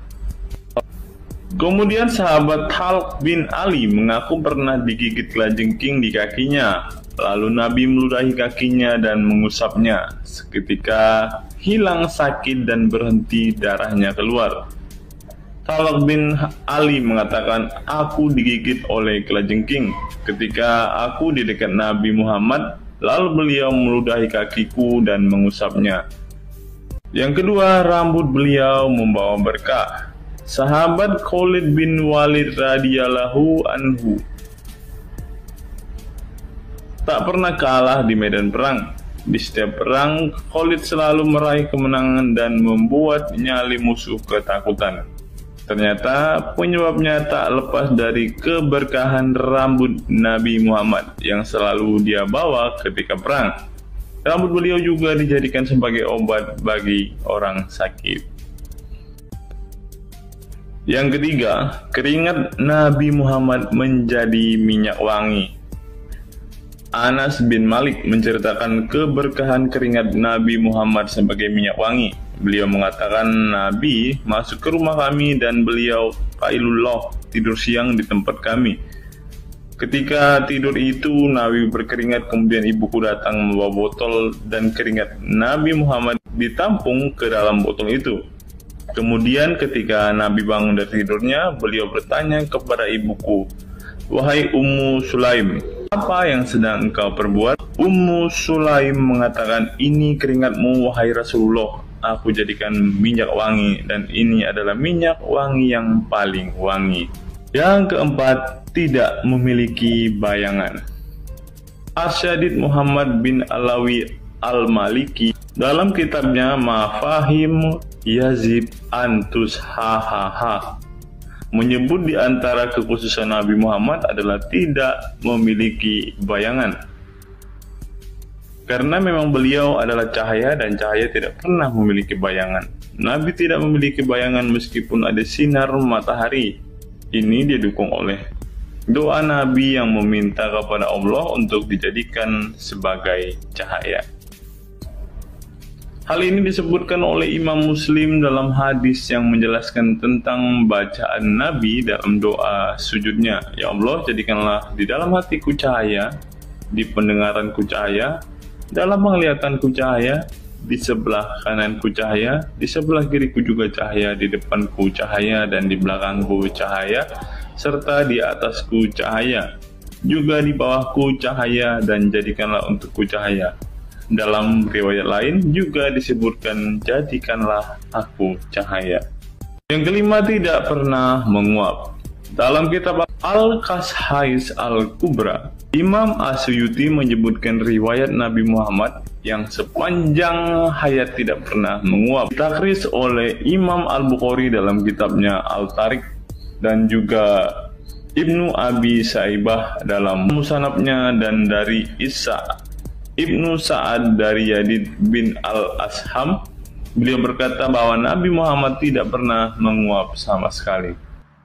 Yang keenam, hati beliau tidak pernah tidur. Keistimewaan lainnya adalah kedua mata beliau tertidur, namun tidak demikian dengan hati beliau. Suatu waktu Nabi Muhammad pernah ditanya oleh istrinya Sayyidah Aisyah tentang tidurnya selepas sholat witir. "Wahai Rasulullah, apakah engkau tidur setelah sholat witir?" Beliau menjawab, "Betul Aisyah, sesungguhnya mataku tertidur dan tetapi hatiku tidak pernah tidur." Ini sejalan dengan apa yang disebutkan beliau bahwa para nabi tidaklah tidur kecuali hanya mata mereka saja yang terpejam. Hati mereka tidak pernah tidur dari berzikir kepada Allah Ta'ala. Dan begitu juga para nabi tidur hanya matanya saja, sedangkan hatinya tidak pernah tidur. Yang ketujuh, jubah beliau sembuhkan orang sakit. Asma bintu Abu Bakar radhiyallahu anhu bertaburuk dengan jubah Nabi.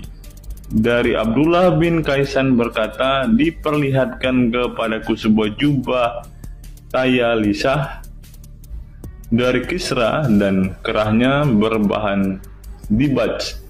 Juga kedua sisinya dijahit dengan dibaj. Asma berkata kepada budaknya, "Wahai Abdullah, jubah ini dahulu ada pada Aisyah hingga ia wafat. Setelah Aisyah wafat, aku pun mengambilnya. Dulu Rasulullah sering memakai jubah ini. Kami pun biasa mencuci jubah ini dengan air untuk menyembuhkan orang yang sakit." 8. Darah bekam Nabi diminum sahabat. Darah Rasulullah benar-benar barokah. Sahabat Abdullah bin Zubair radhiyallahu anhu pernah meminum darah Nabi. Diceritakan Abdullah datang kepada Rasulullah ketika beliau sedang berbekam. Setelah Rasulullah selesai, maka beliau memberikan darah berbekam itu sambil berkata, "Pergilah dan sembunyikan darah ini dari manusia." Maka aku pergi dan meminum darah itu.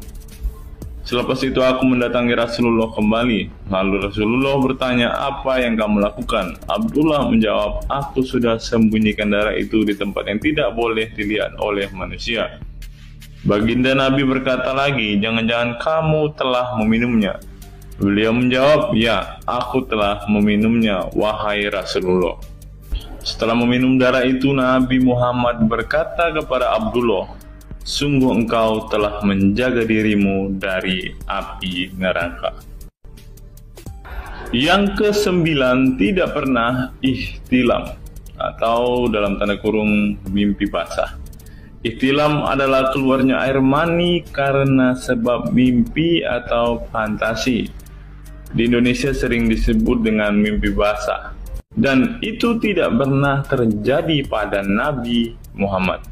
Dalam kitab hadis Al-Mu'jam Al-Kabir, Imam At-Tabarani mengeluarkan sebuah riwayat dari Ibnu Abbas bahwasannya Nabi Muhammad tidak pernah ihtilam atau mimpi basah. Yang ke-10 yang terakhir, teman-teman, dapat melihat dan mendengarkan ringkihan langit. Dari sahabat Abu Dzar, Nabi Muhammad bersabda, "Sesungguhnya aku melihat apa yang kalian tidak lihat, dan aku mendengar apa yang kalian tidak dengar, ringkihan langit. Dan memang pantas langit bersuara ringkih, karena di setiap jarak 4 jari di langit ada malaikat yang menaruh keningnya dan sujud kepada Allah. Demi Allah, seandainya kalian mengetahui apa yang aku ketahui, kalian akan sedikit tertawa dan banyak menangis. Keistimewaan lain dari Nabi Muhammad disebutkan ketika beliau buang air tidak ada bekasnya sama sekali. Dalam kata lain, semua kotoran beliau ditelan bumi, tak sedikit pun yang tertinggal. Beliau juga mampu melihat ke belakang dengan jelas sebagaimana beliau melihat ke depan. Itulah ke-10 keistimewaan Nabi Muhammad yang juga menjadi bukti kenabian beliau. Rasulullah adalah manusia sebagaimana umatnya, akan tetapi Allah menjadikan beliau sebagai manusia yang tidak seperti manusia pada umumnya.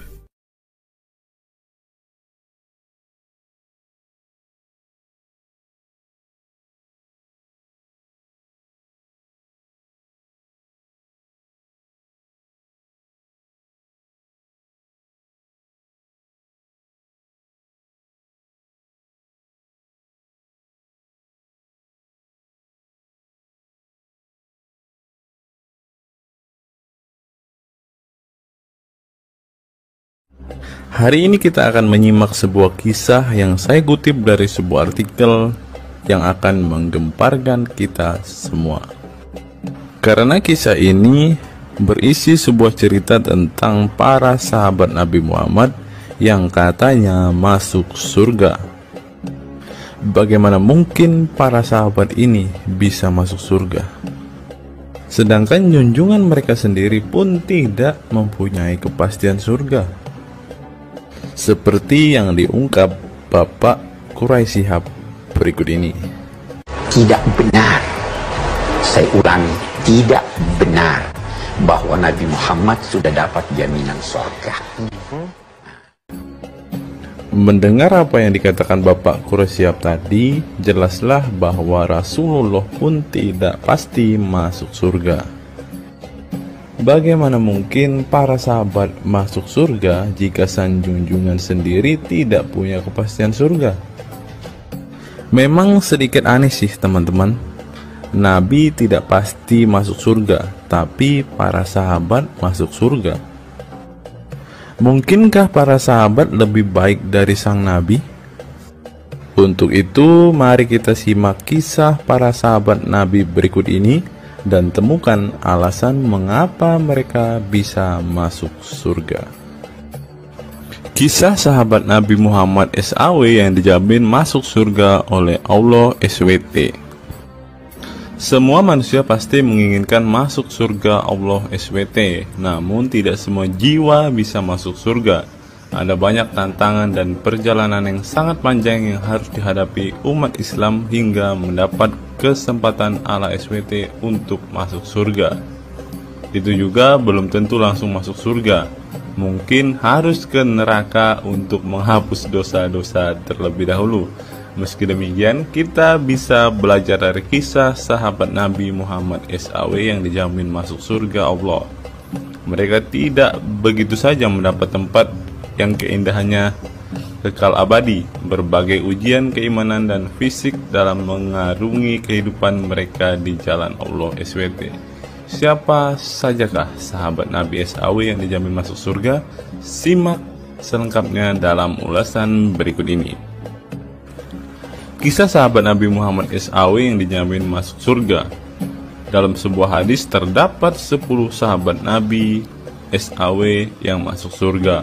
Hadis tersebut berasal dari Abdurrahman bin Auf radhiyallahu anhu. Ia berkata, Rasulullah SAW bersabda. Adapun kisah 10 sahabat Nabi yang dijamin masuk surga yang dikutip dari buku biografi 10 sahabat Nabi yang dijamin masuk surga karya Sujai Fadil 2020. Yang pertama, Abu Bakar As-Siddiq. Abu Bakar As-Siddiq dikenal sebagai manusia terbaik setelah Nabi Muhammad SAW. Beliaulah orang pertama yang beriman kepada Nabi SAW, menemaninya dan membenarkan perkataannya. Ketika Nabi Muhammad SAW meninggal dunia, beliaulah yang dipilih menjadi imam dan melanjutkan kepemimpinan sebagai khalifah. Yang kedua, Umar bin Khattab. Sahabat Nabi Muhammad SAW selanjutnya yang dijamin masuk surga adalah Umar bin Khattab. Dedikasi beliau kepada agama Islam sangatlah besar. Walaupun sebelum ia memutuskan untuk beriman kepada Nabi Muhammad SAW, ia ingin membunuhnya. Setelah masuk agama Islam, Umar bin Khattab menjadi orang yang paling berani dan mendapat gelar Al-Furuq yang memiliki arti pembeda antara yang benar dan yang salah. Yang ketiga, Utsman bin Affan. Utsman bin Affan merupakan saudagar kaya raya, namun kekayaan tersebut tidak membuatnya sombong, namun kebalikannya. Utsman menggunakan hartanya untuk zakat, sedekah, dan infak. Setelah meninggalnya Umar bin Khattab, beliau melanjutkan kepemimpinannya dan juga melanjutkan tugas untuk menyusun mushaf Al-Quran. Yang keempat, Ali bin Abi Thalib. Ali bin Abi Thalib merupakan sepupu dari Nabi Muhammad SAW, sehingga beliau banyak belajar Islam dari usianya sejak kecil. Ali bin Abi Thalib pernah ditinggal Nabi Muhammad SAW saat perang Tabuk untuk menjaga para wanita dan anak-anak. Setelah meninggalnya Utsman bin Affan, beliau meneruskan kepemimpinannya. Namun di masa kepemimpinannya banyak sekali pertentangan dan perpecahan kelompok dengan pemikiran masing-masing. Talhah bin Ubaidillah. Meski tak seterkenal para khulafaur rasyidin, namun beliau merupakan sosok perlindung bagi Nabi Muhammad dalam perang Uhud dengan menangkis anak panah dengan tangannya hingga kehilangan jari-jarinya. Selain itu, Talib bin Ubaidillah disanjung karena kebaikan hati dan sedekah beliau. Yang keenam, Zubair bin Awam. Zubair bin Awam merupakan orang pertama yang berani mencabut pedangnya di jalan Allah SWT saat ia menduga ada orang musyrik yang sewenang-wenang kepada Nabi Muhammad SWT. Perjuangannya untuk masuk ke Islam tidaklah mudah. Beliau sempat disiksa oleh pamannya sendiri agar tidak mengikut Nabi Muhammad SAW. Yang ketujuh, Abdurrahman bin Auf. Abdurrahman bin Auf merupakan seorang saudagar yang kaya raya. Walaupun seorang yang berlimpah harta, beliau banyak menggunakan hartanya untuk kaum muslimin. Ketika mendengar bahwa dirinya akan masuk surga, Abdurrahman bin Auf khawatir apakah layak masuk surga dan merasa dirinya bukanlah siapa-siapa.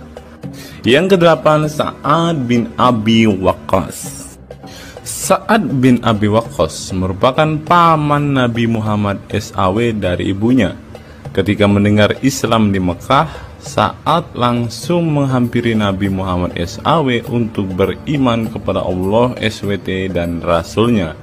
Sa'ad bin Abi Waqqas merupakan orang pertama yang meletakkan anak panah di jalan Allah SWT. Beliau juga dipilih menjadi komandan perang Qadisiyah dan diangkat menjadi gubernur Kufah di masa kepemimpinan Utsman bin Affan. Yang kesembilan, Sa'id bin Zaid. Apabila seseorang yang mampu membuat Umar bin Khattab yang keras bisa masuk ke dalam Islam, beliau adalah Sa'id bin Zaid dan istrinya Fatimah bin Khattab. Beliau mengadakan pertemuan di Darul Arqam dan sebelumnya menyampaikan dakwah di dalamnya. Sa'id bin Zaid tidak pernah absen dari peristiwa penting dan peperangan bersama Nabi Muhammad SAW kecuali di perang Badar. Yang ke-10, Abu Ubaidah bin Zarah.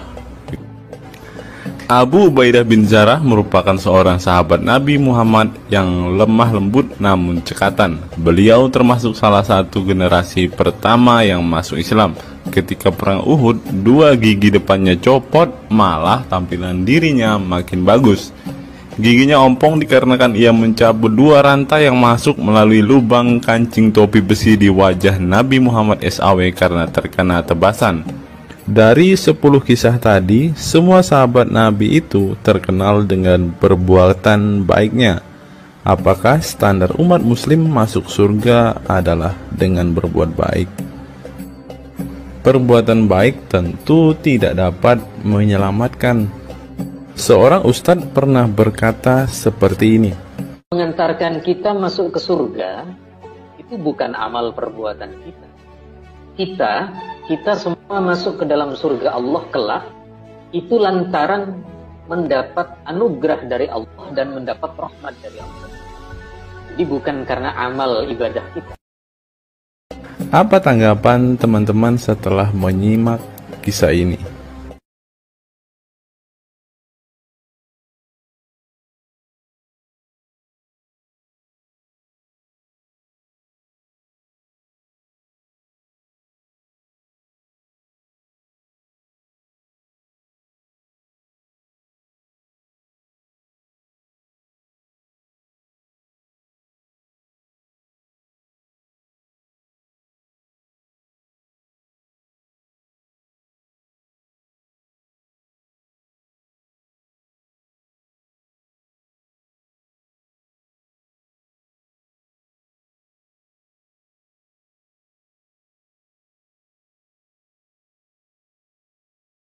Saya teringat dengan satu perkataan seorang ustadz, teman-teman. Ustadz ini mengatakan bahwa memang benar saudara-saudara muslim kita itu hanya suka membaca Al-Quran, suka berbahasa Arab, tetapi pada kenyataannya mereka ini, teman-teman, ternyata adalah orang-orang yang tidak paham sama sekali dengan apa yang mereka baca, teman-teman.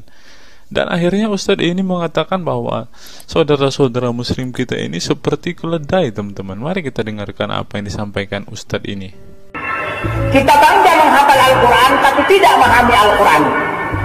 Senang mengulang berbahasa Arab tapi tidak mengerti bahasa Arab.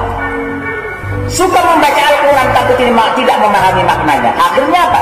Menjadi keledai di Indonesia. Tidak sampai di situ saja, teman-teman. Menurut NU Online, seperti yang disampaikan oleh Gus Baha, ingin umat Islam banyak baca Al-Quran meski tak paham maknanya.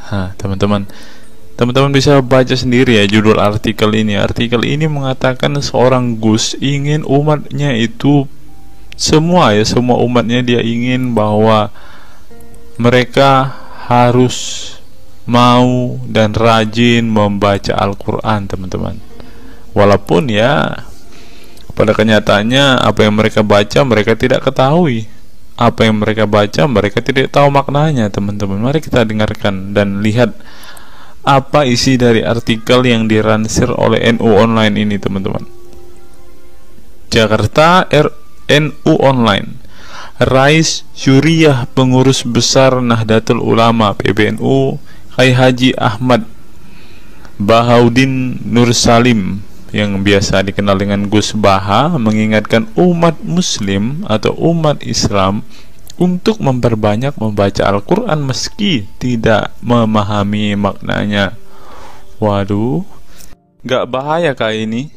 Ustadznya mengatakan harus baca saja Al-Quran walaupun tidak paham. Wah, bisa-bisa umat Islam jadi keledai se-Indonesia nih, seperti yang dikatakan Ustadz yang barusan tadi. Karena semuanya disuruh baca, disuruh hafal, tidak peduli tahu atau tidak arti dan maknanya. Aduh, gimana ini, teman-teman? Sebagai kitab suci, Al-Quran harus lebih dekat dengan umat Islam. Cara mendekatinya bisa dengan mempelajari dan memahami kandungan Al-Quran atau membacanya. Membaca Al-Quran lebih bernilai ibadah, terutama di bulan suci Ramadan. Saya paling sangat ingin di Ramadan ini banyak membaca Al-Quran, baik membaca secara qiraatan saja atau lebih jelasnya. Sebagaimana dikutip NU Online dari akun YouTube Santri Gayeng, menurut Gus Baha, membaca Al-Quran tidak harus menunggu paham arti dan tafsirnya, sebab membaca Al-Quran dari huruf ke huruf sudah bernilai ibadah. meskipun seorang yang membacanya itu tidak paham arti dan maknanya, terlebih ketika membaca dan kemudian menjadikan isi Al-Quran sebagai bimbingan hidup. Gus Baha mencoba melogikakan orang yang membaca Al-Quran tetapi tidak memahami maknanya.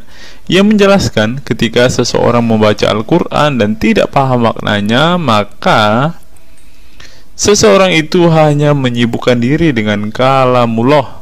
Hal ini menurut Gus Baha sesuatu yang baik. Tetapi Ustadz yang tadi mengatakan kalau hanya bisa membaca tetapi tidak ngerti maknanya, mereka sama dengan keledai di Indonesia. Nah, sekarang umat muslim bingung nih harus ngikutin yang mana, mau jadi keledai atau hanya menjadi pembaca tetapi tidak tahu apa-apa nih. Lanjut teman-teman. Efek dari kesibukan dengan kalamullah itu pasti tidak melakukan maksiat. Tetapi kalau kita melihat ya, kalau ada satu contoh kasus yang terjadi di pesantren kemarin kan teman-teman, di artikel yang kita baca sebelumnya, bahwa kejadian atau hal yang bersangkut paut dengan maksiat ini terjadi di dalam pondok pesantren teman-teman. Bagaimana ini Gus Baha? Kalau Anda mengatakan bahwa ketika orang sibuk dengan membaca Al-Quran dengan kesibukan membaca kalamullah dan bisa terhindar dari melakukan hal-hal maksiat, tapi kok di pondok pesantren malah terjadi maksiat nih Gus Baha, bagaimana ini?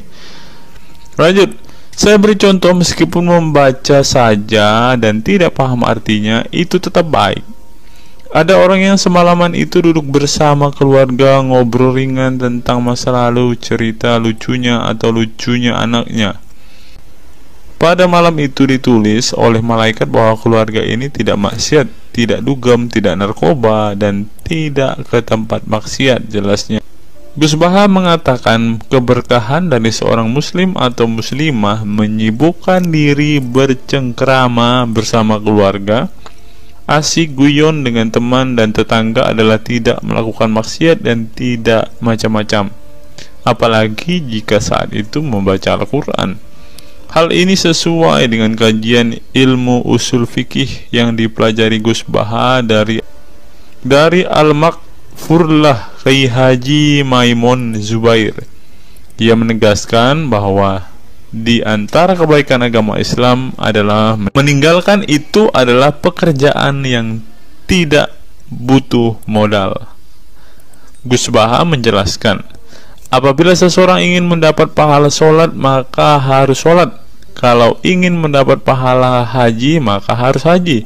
Namun ada kebaikan yang tidak perlu modal, yaitu meninggalkan kemungkaran. Caranya cukup meninggalkan hal-hal yang dilarang Allah. Cara meninggalkan kemungkaran bisa dengan bercengkrama dengan keluarga, baca Al-Quran, bercanda dengan teman, dan hal positif lainnya.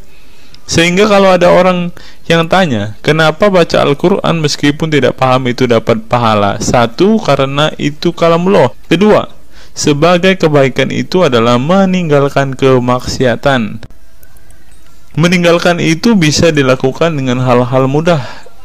Ini pentingnya ngaji. Saya ngaji usul fikih dengan Kiai Haji Maimun, abahnya Gus Yasin, katanya. Gus Baha mengaku sejak kecil ia sudah terbiasa membaca dan mempelajari Al-Quran, bahkan hingga saat ini. Kebiasaan Gus Baha mempelajari Al-Quran yang berlangsung puluhan tahun ini membuatnya memiliki kecintaan yang mendalam dengan kitab suci yang diturunkan kepada Nabi Muhammad itu. Ia juga membaca banyak literatur klasik maupun modern untuk memahami Al-Quran, kemudian melakukan diskusi dengan banyak pakar Al-Quran dari berbagai daerah dan negara tentang berbagai tema. Tetapi syukur-syukur bacanya Al-Quran itu paham, artinya paham sesuai dengan kapasitas masing-masing. Saya mulai kecil hingga sekarang masih ngaji Al-Quran, masih belajar, juga masih terus mencari ilmu, ucap pengasuh pondok pesantren Tahfidzul Quran LP3 IA Rembang, Jawa Tengah itu. Nah teman-teman, setelah mendengarkan apa yang dikatakan Ustadz Munzir Situmorang dan juga Gus Baha ini, taulah kita sekarang mengapa ketika ada debater-debater Islam yang berdebat dengan saudara-saudara apologet-apologet Kristen kita, mereka tidak paham sama sekali dengan Quran mereka, dengan hadis mereka, karena ya seperti ini teman-teman. Membaca Al-Quran, menghafal Al-Quran itu adalah sebuah ibadah bagi kepercayaan mereka teman-teman. Walaupun mereka tidak paham apa yang mereka baca, walaupun mereka tidak mengerti sama sekali apa yang mereka baca teman-teman, yang penting dibaca saja, itu adalah sebuah amal baik. Nah teman-teman, kita belajar bahwa ketika apologet Kristen berdebat dengan para apologet Islam atau dengan para polemikus Muslim, inilah yang terjadi teman-teman. Mereka tidak paham sama sekali ketika mereka ditanya isi hadis dan Qur'annya. Karena pada intinya atau pada kenyataannya, seperti pengakuan dua ustadz ini tadi, bahwa memang benar umat muslim itu hanya senang membaca, hanya suka membaca, hanya suka mengimani, tetapi tidak paham sama sekali dengan apa yang mereka baca dan imani teman-teman. Sebagai contoh teman-teman, kita kalau melihat perdebatan antara Gurunda Zuma dengan apologet-apologet Kristen ya, ketika Zuma ditanyakan ayat-ayat Al-Quran atau hadis-hadisnya, Zuma pasti tidak pernah menjelaskan ayat dan hadis itu teman-teman. Alasannya ya kita tahu ya, sekarang ternyata memang Zuma pun ternyata hanya hafal, hanya suka membaca, tetapi tidak paham dan tidak mengerti sama sekali dengan apa yang mereka baca dan hafalkan teman-teman. Ya, jadi kita bisa ambil kesimpulan bahwa orang-orang model seperti ini sama seperti keledai di Indonesia, seperti yang diungkapkan oleh Ustadz Munzir Situmorang tadi teman-teman.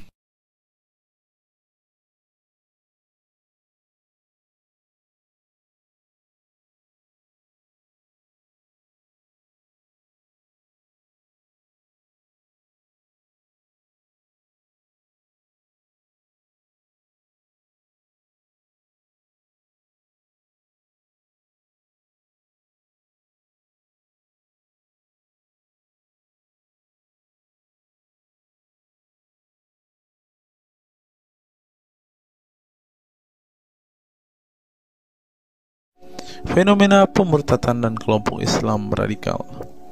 Sejumlah sarjana Islam mengemukakan hukuman seorang murtad adalah hak prerogatif Tuhan, bukan wewenang manusia. Masalah pemurtadan selalu menjadi isu penting dalam sejarah wacana keislaman. Dalam Islam, tindakan atau sikap seseorang muslim meninggalkan agama Islam, baik dengan perkataan maupun dengan perbuatan, disebut dengan ridah atau irtidad dalam bahasa Arab. Dan orang muslim yang melakukan tindakan ini disebut murtad. Nah, seperti yang dikatakan oleh Yakut tadi teman-teman, dengan mengatakan toa itu seperti gonggongan anjing, dia sudah murtad teman-teman. Itulah sebabnya saudara-saudara muslim menganjurkan dia untuk istighfar dan mengucapkan 2 kalimat syahadat kembali. Lanjut. Seorang dikatakan murtad belum tentu mereka pindah atau konversi ke agama baru. Bisa juga mereka kemudian memilih untuk tidak beragama, menjadi sekuler, ateis, agnostik, dan lain sebagainya. Masalah pemurtadan ini bukan hanya diskursus dan fenomena eksklusif dalam Islam saja, tetapi juga dalam agama-agama lain ya. Ada banyak pendapat di kalangan sarjana muslim tentang status ridah dan bagaimana seharusnya memperlakukan seorang murtad. Ada yang berpendapat ridah adalah masalah kepolitikan, bukan masalah teologi keagamaan, sehingga orang yang keluar dari Islam murtad tidak perlu dikenai hukuman apapun, termasuk hukuman pembunuhan. Karena itu akan bertentangan dengan doktrin Islam dan Al-Quran yang menggaransi kebebasan bagi seseorang untuk beriman dan beragama atau tidak beriman dan tidak beragama. Bagi mereka, sejarah hukuman pembunuhan bagi orang-orang yang keluar dari Islam lebih mengacu pada fenomena dan alasan sosial politik belaka. Dengan kata lain, kata murtad bagi mereka mengacu pada pengertian pembangkangan politik ketimbang pemberontakan teologis. Tak ada konsensus mengenainya. Tetapi ada pula yang berargumen bahwa masalah pembertatan adalah masalah teologi keagamaan, sehingga orang yang mendeklarasikan diri keluar dari Islam harus dihukum bunuh seperti yang dipraktikkan oleh generasi Islam pasca wafatnya Nabi Muhammad.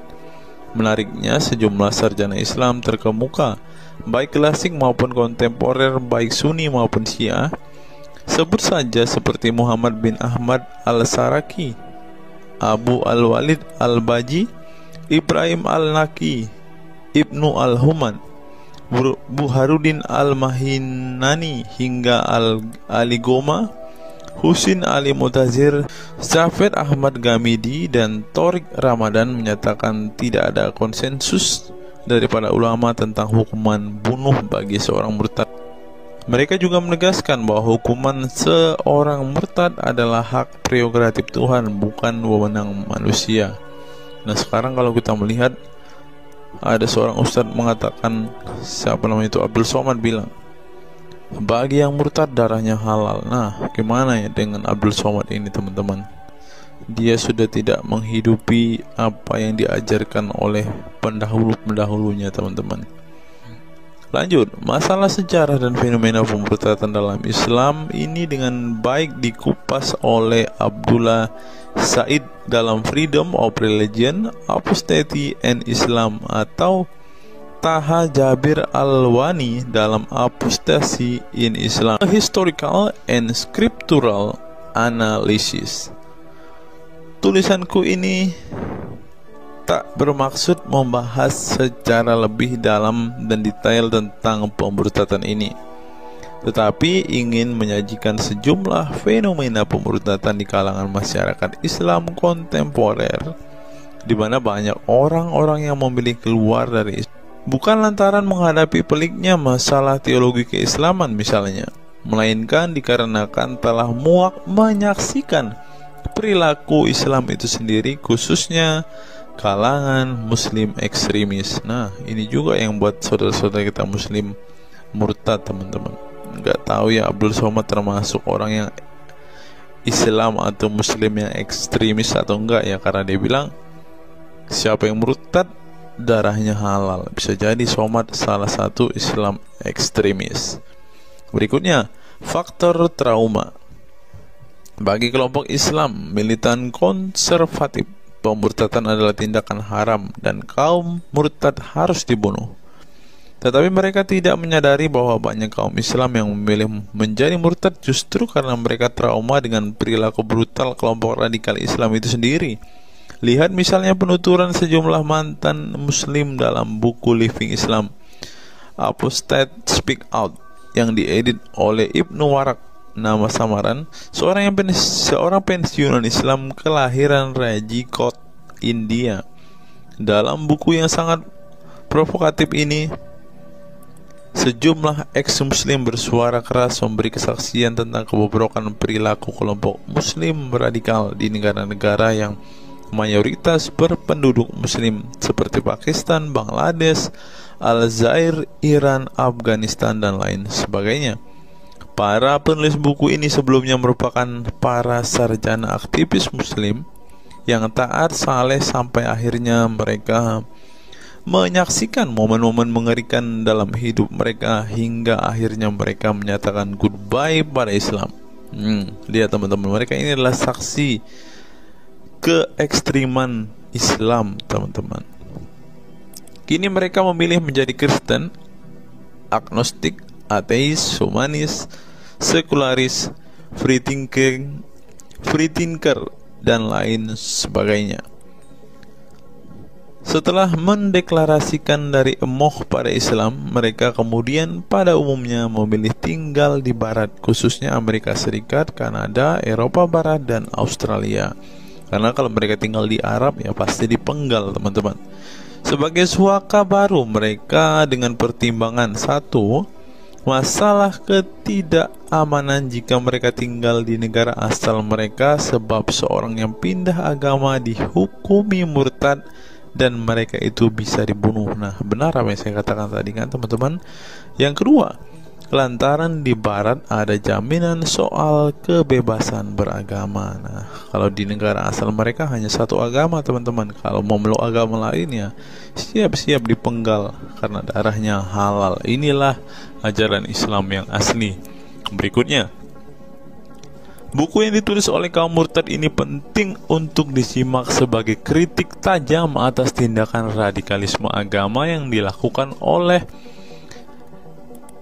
meminjam istilah Muhammad Said Asmani, kelompok ekstrim yang sering menebarkan kekerasan dan kebencian dalam menyampaikan pesan-pesan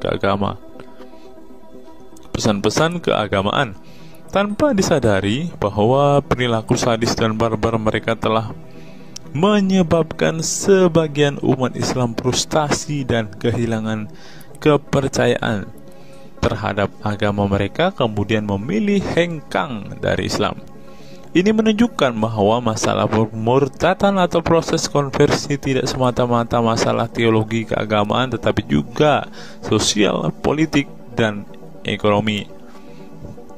Itulah yang dialami Ibnu Warok, Ali Sina, Anwar Saik, Faisal Muhammad, Syarek Malik, Samia Libini, Abul Qasem, dan masih banyak lagi. Semula mereka adalah para pemeluk Islam saleh yang kemudian memilih keluar dari agama ini setelah mereka mengalami dan menyaksikan peristiwa tragis dalam sejarah hidup mereka. Simak misalnya penuturan Ali Sina dalam Why I Live Islam, My Passage from Faith to Enlightenment. Ali Sina yang masih keturunan Ayatollah Iran ini menuturkan pengalaman getir hidupnya menyaksikan serangkaian horor di negaranya Iran. Dia mengatakan sejak Ayatollah Khomeini berhasil menggulingkan diktator Shah Reza Pahlavi pada tahun 1979, segera ia mengganti ideologi sekuler negara dengan ideologi Islami yang tunduk sepenuhnya pada otoritas Khomeini. Masih menurut Ali Sina, alih-alih ingin menegakkan kedaulatan dalam praktiknya, yang terjadi justru penegak kedaulatan Khomeini, di mana melalui agen rahasianya yang bernama Saza Mene Ate Laat Fa Amniate Keskharar, yang disingkat Sefak, dia dan para pendukungnya menghancurkan siapapun yang tidak mau tunduk pada otoritas politik keagamaannya, termasuk bekas sekutunya. Maka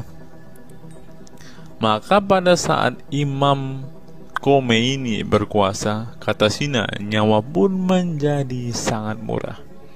Ribuan orang Irak dibunuh sebagai efek perang teluk antara Iran-Irak. Ribuan pengikut Bahai Faith disiksa dengan tuduhan murtad, dan ribuan penduduk Iran yang menolak otoritas politik dan agama sang imam dipenjara.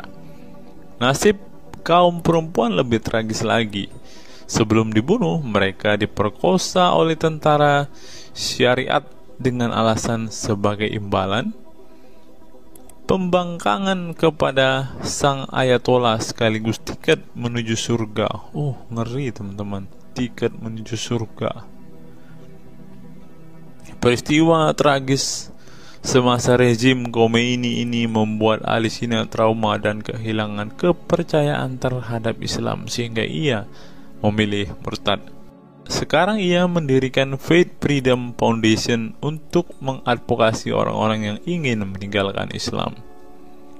Selain Ali Sina, pengalaman getir juga dialami oleh Abul Qasem Bangladesh, Syarek Malik Pakistan, Anwar Saik Pakistan Bertain, Nadia dari Maroko, Samia Libina dari Tunisia, Azad dari India, dan masih banyak lagi. Setelah mengalami dan menyaksikan sejumlah peristiwa tragis kekerasan agama yang dilakukan kaum muslim radikal di negara mereka, mereka kemudian hijrah ke iman yang baru.